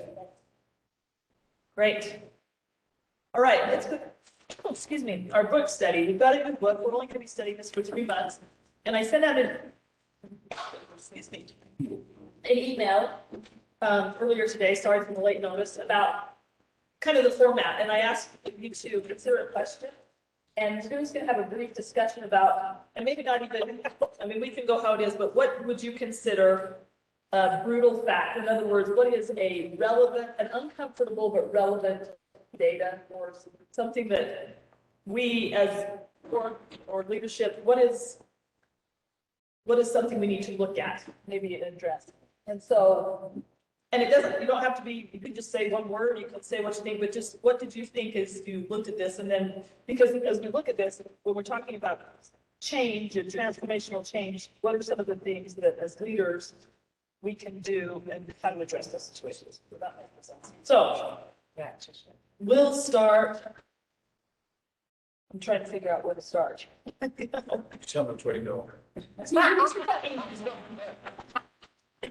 And it could be anything, like, I guess sometimes we all have different, we could be looking at, I'll tell you mine, I'll start. So I've actually thought of a few, but one of the things that really, and it's not something we necessarily have control over, but it's something we have to address, is our student growth and our building situation. That is, we would love to use the same buildings for 100 years and keep it going. It's not really, we don't want to spend money to build giant buildings, but we have to house our students in safe and good environments. And I think we're doing a good job.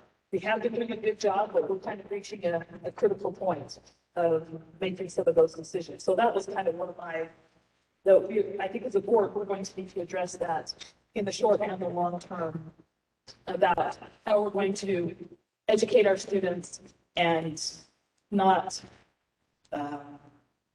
in safe and good environments and have enough teachers, there's a whole bunch of things, but that was the one thing that I found.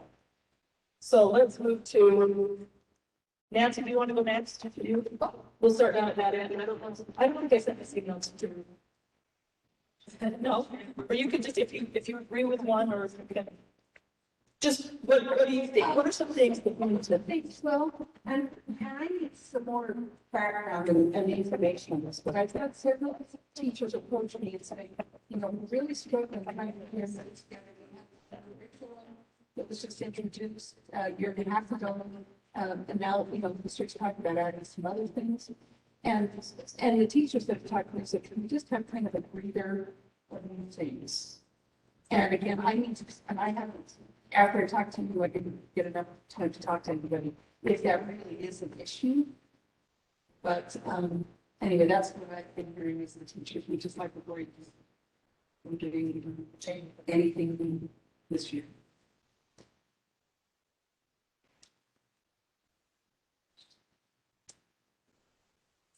Just a second. It's not that big of a difference to say.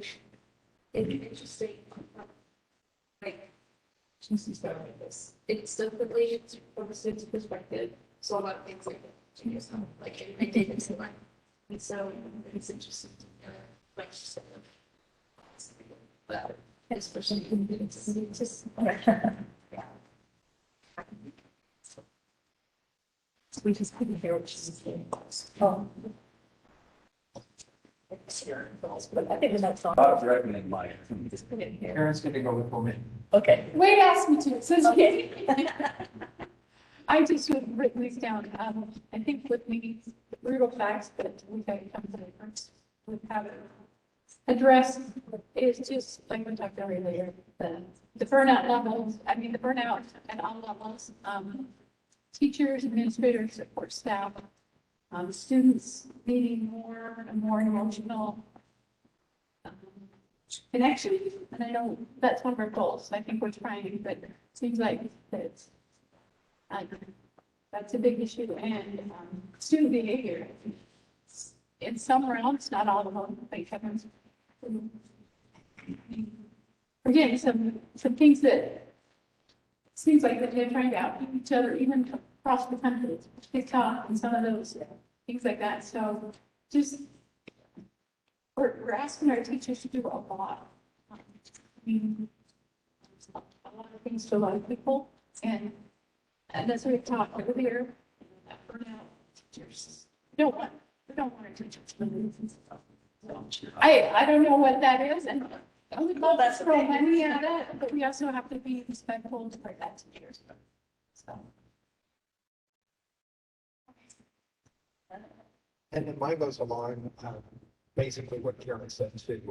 When the teachers talk to us earlier tonight,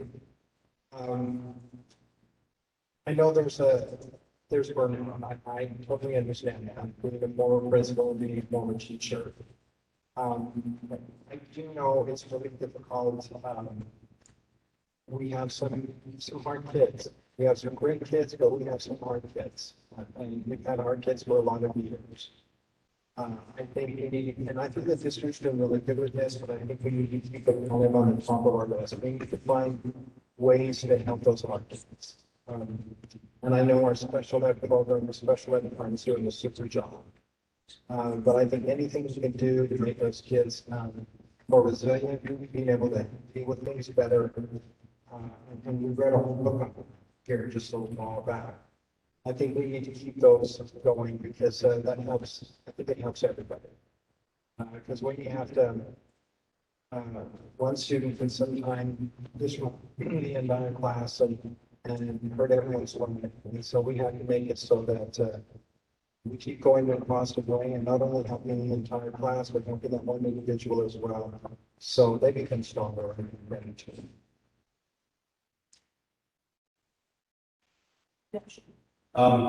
When Julie asked that question about, facing the brutal facts, I kind of make a habit of doing that on a regular basis. But there are, some things that was interesting now we talked about tonight, Julie talked about it.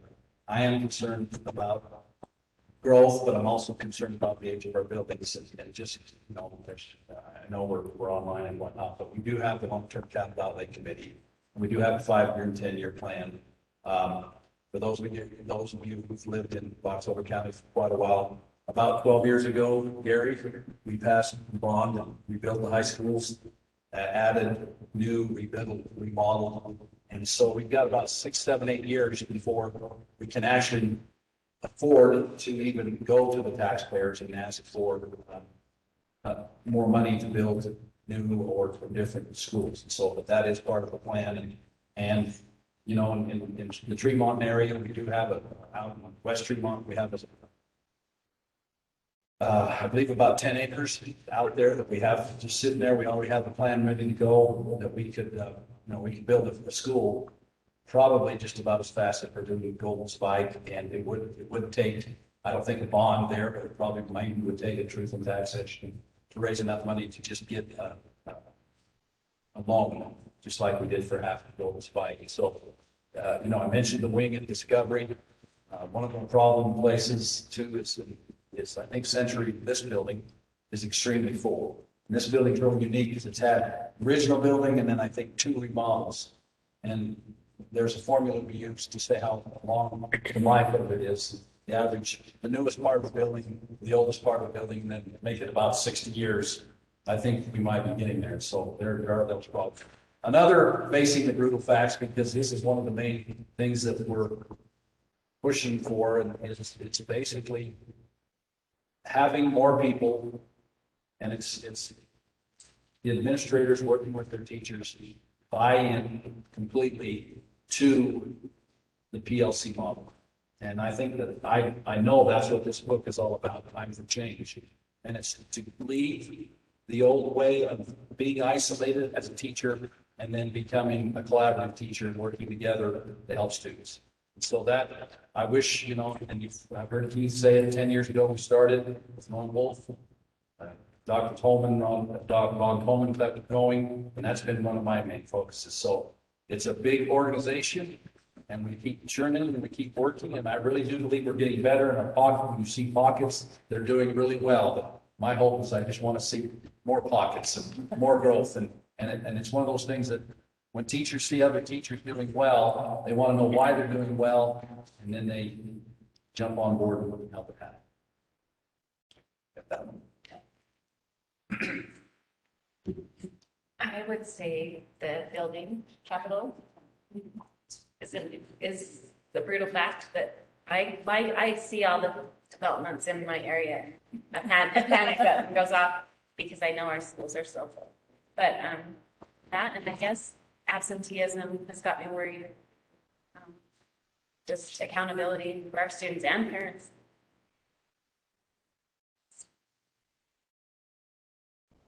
I'm going to kind of echo Superintendent a little bit. I think it's having a healthy school culture where I think I've kind of talked about already that just believing that we can make a difference and that all students can excel and being willing to take the challenge and make those changes that you need to so that you can be healthy enough to accomplish that, to help the kids. So I think for me, it's realizing that, you know, just need to be healthy and have our culture be such that we can be healthy emotionally, and I mean adults and children. I think that's my biggest concern is just having people be healthy and have balance in their lives and things like that.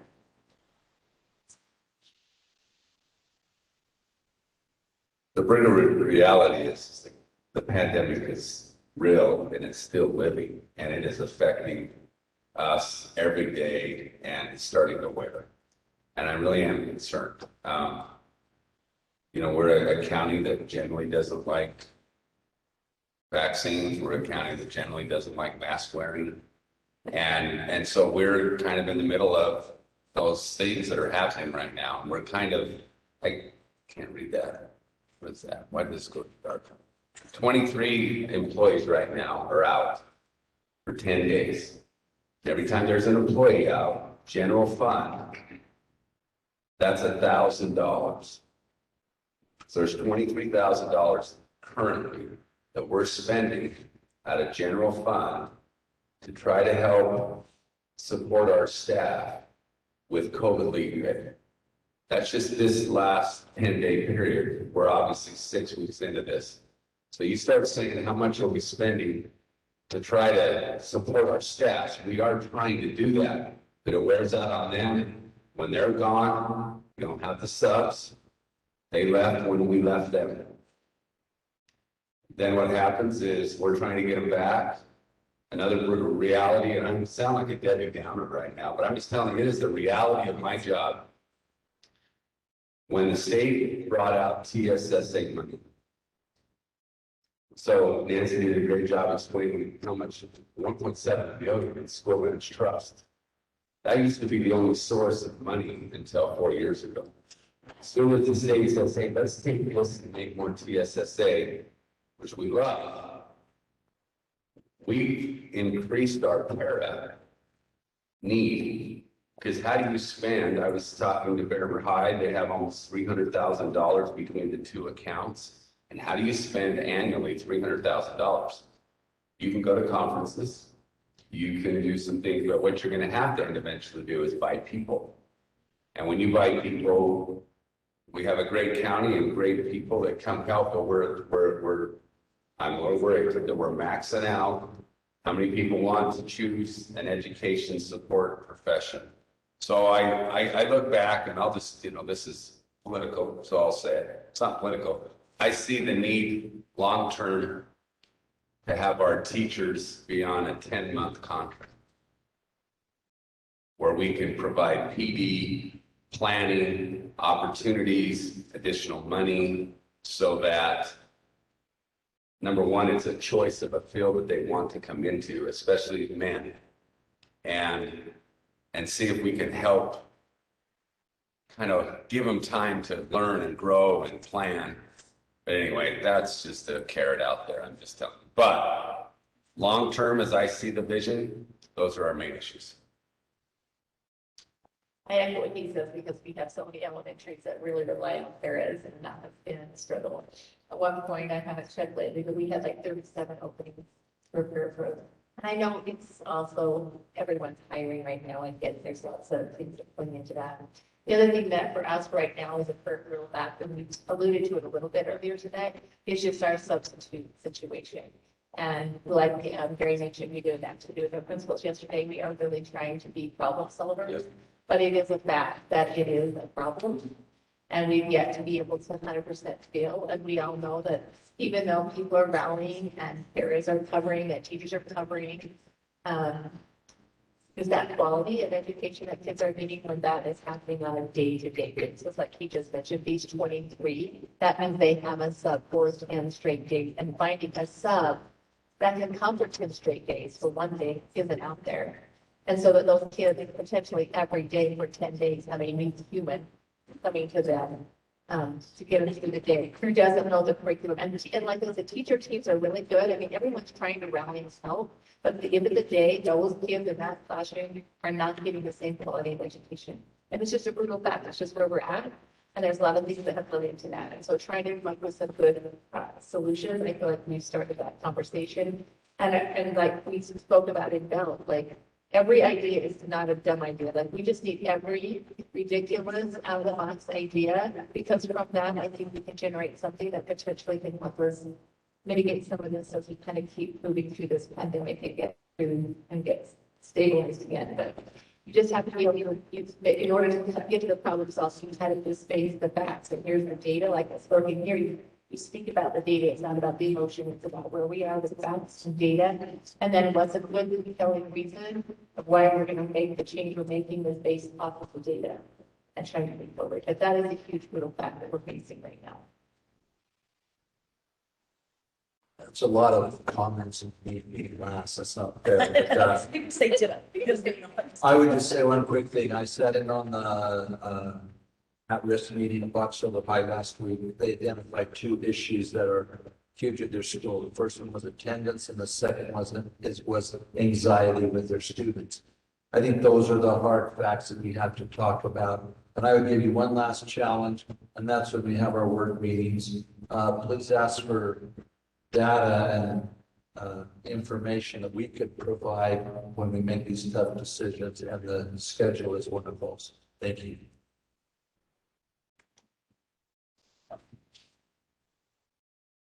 Thank you, everybody. I appreciate and I don't know if we have a lot of time now to discuss, but I'd like you to just consider as we continue to read this book, as we consider some of these realities that we're facing and the decisions that we're making. And I would just ask the leadership to me, because as a board member, sometimes I don't know the best way to approach things. Do we wait for you to come to us and say, we propose this, or do we come to you and say, we'd like this? I'd like to have a better understanding, and especially with some of these issues. Like, I like what Carrie said, it's like any idea. Like, I don't think you're opposed to any idea that we can think of. I just want to do it in a responsible, organized way. So we're just not flinging things around and then we forget about what was said or how said. So that's just my question, is how can we address these? What can we as board, like, there's some things that I know we can't go hire a bunch of substitutes. We're not capable of doing that. I think you're doing what you can. But what can we as board members do to address these in our sphere? Okay. So do you want to think about that, or? One idea on the substitutes that I had is that just put it out in your conversations. Somebody is telling me that when they go to different meetings, missionary homecomings, they will bring it up. Hey, if you need a little bit of extra money, goes up. So just get the word out to the public in whatever ways you can. Thank you. Does anyone else have any more comments or? I think this is a great look, and we're going to read the next 2 chapters, I believe, for next meeting. And again, if you have a question that you would like to discuss, I'm addressing this to everybody. Instead of like in the morning of someone sent you out a request to answer beforehand, that'd be great. Because I like to get, like, we all are focusing on one thing, like what are we looking for, what can we do? So that's just, but if you don't like that, that's okay. All right, let's move on to our consent items. Do we have any? Should we approve our consent items? Okay, we have a motion from Karen to approve consent items. A second from Tiffany. Any questions? Okay, all in favor, please say aye. Aye. Any opposed? Okay. Let's just look at that really quickly. Keith, do you need to go over any of the LEA specific, or do we just cover it? No, I think that's fine. I just, you need to understand that if Utah State hasn't approved the candidates, which they usually do by the end of September, but some haven't, that's why you'll see 1 year's, is they will get them approved. They just haven't, they're not going to hit the deadline of October 15th. All of our out-of-state teachers have to get an out-of-state license transferred in. That is a slow process, so we do an LEA specific to give them some time to get their licenses transferred over. So that's why that is. And then we have some people that are bachelor's degrees, did something for a while, they want to go into education, and so they have a plan put in place. So that's kind of the general idea in case you have a question about that. I'd be glad to talk individually. Thank you. All right, are there any suggestions for future board meetings? There's what we have on our tentative schedule coming up. I don't have a suggestion, but I don't know, I didn't know where else to ask this. Okay, meeting. I've had several teachers feel me and let me know that they're getting contacts almost 24/7 with parents, and then they would just like an off time. Is there any way that we might ask the principals or maybe send out newsletters to respect the teachers that they need to show times? Are they calling them? Their personal phones? Emailing them, wanting them to grade an assignment right then because they want to, anyway, just respect that. Yeah. And maybe tell the teachers to say, I'm available from this time to this time, and set, if you email back at Friday night at 9 o'clock, I don't miss the part, right? Then they're going to keep emailing to Friday night at 9 o'clock. So that can help, I mean, we can send that out to parents, but I think maybe at the administrators level too, tell your teachers, set some boundaries, and you don't have to respond like, we don't expect that of you, and tell the parent to contact us, and set up there. I think that's, we've got to set up boundaries, it's okay. I don't think we have to see about anybody else, anything else? We can. Can I just say one thing? I think I ought to give that young man right there. Absolutely.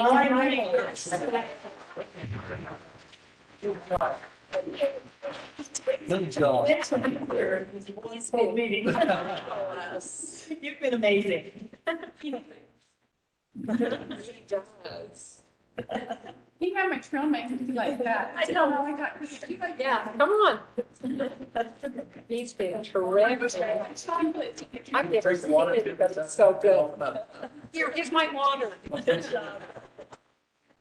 Sorry, my pen and my pencil. Okay, we have a motion to adjourn? Motion to adjourn. Okay, motion to adjourn by Karen Cronin. Wait seconds, all in favor, please say aye. Aye. Okay, thank you. And I think we need to thank Wendy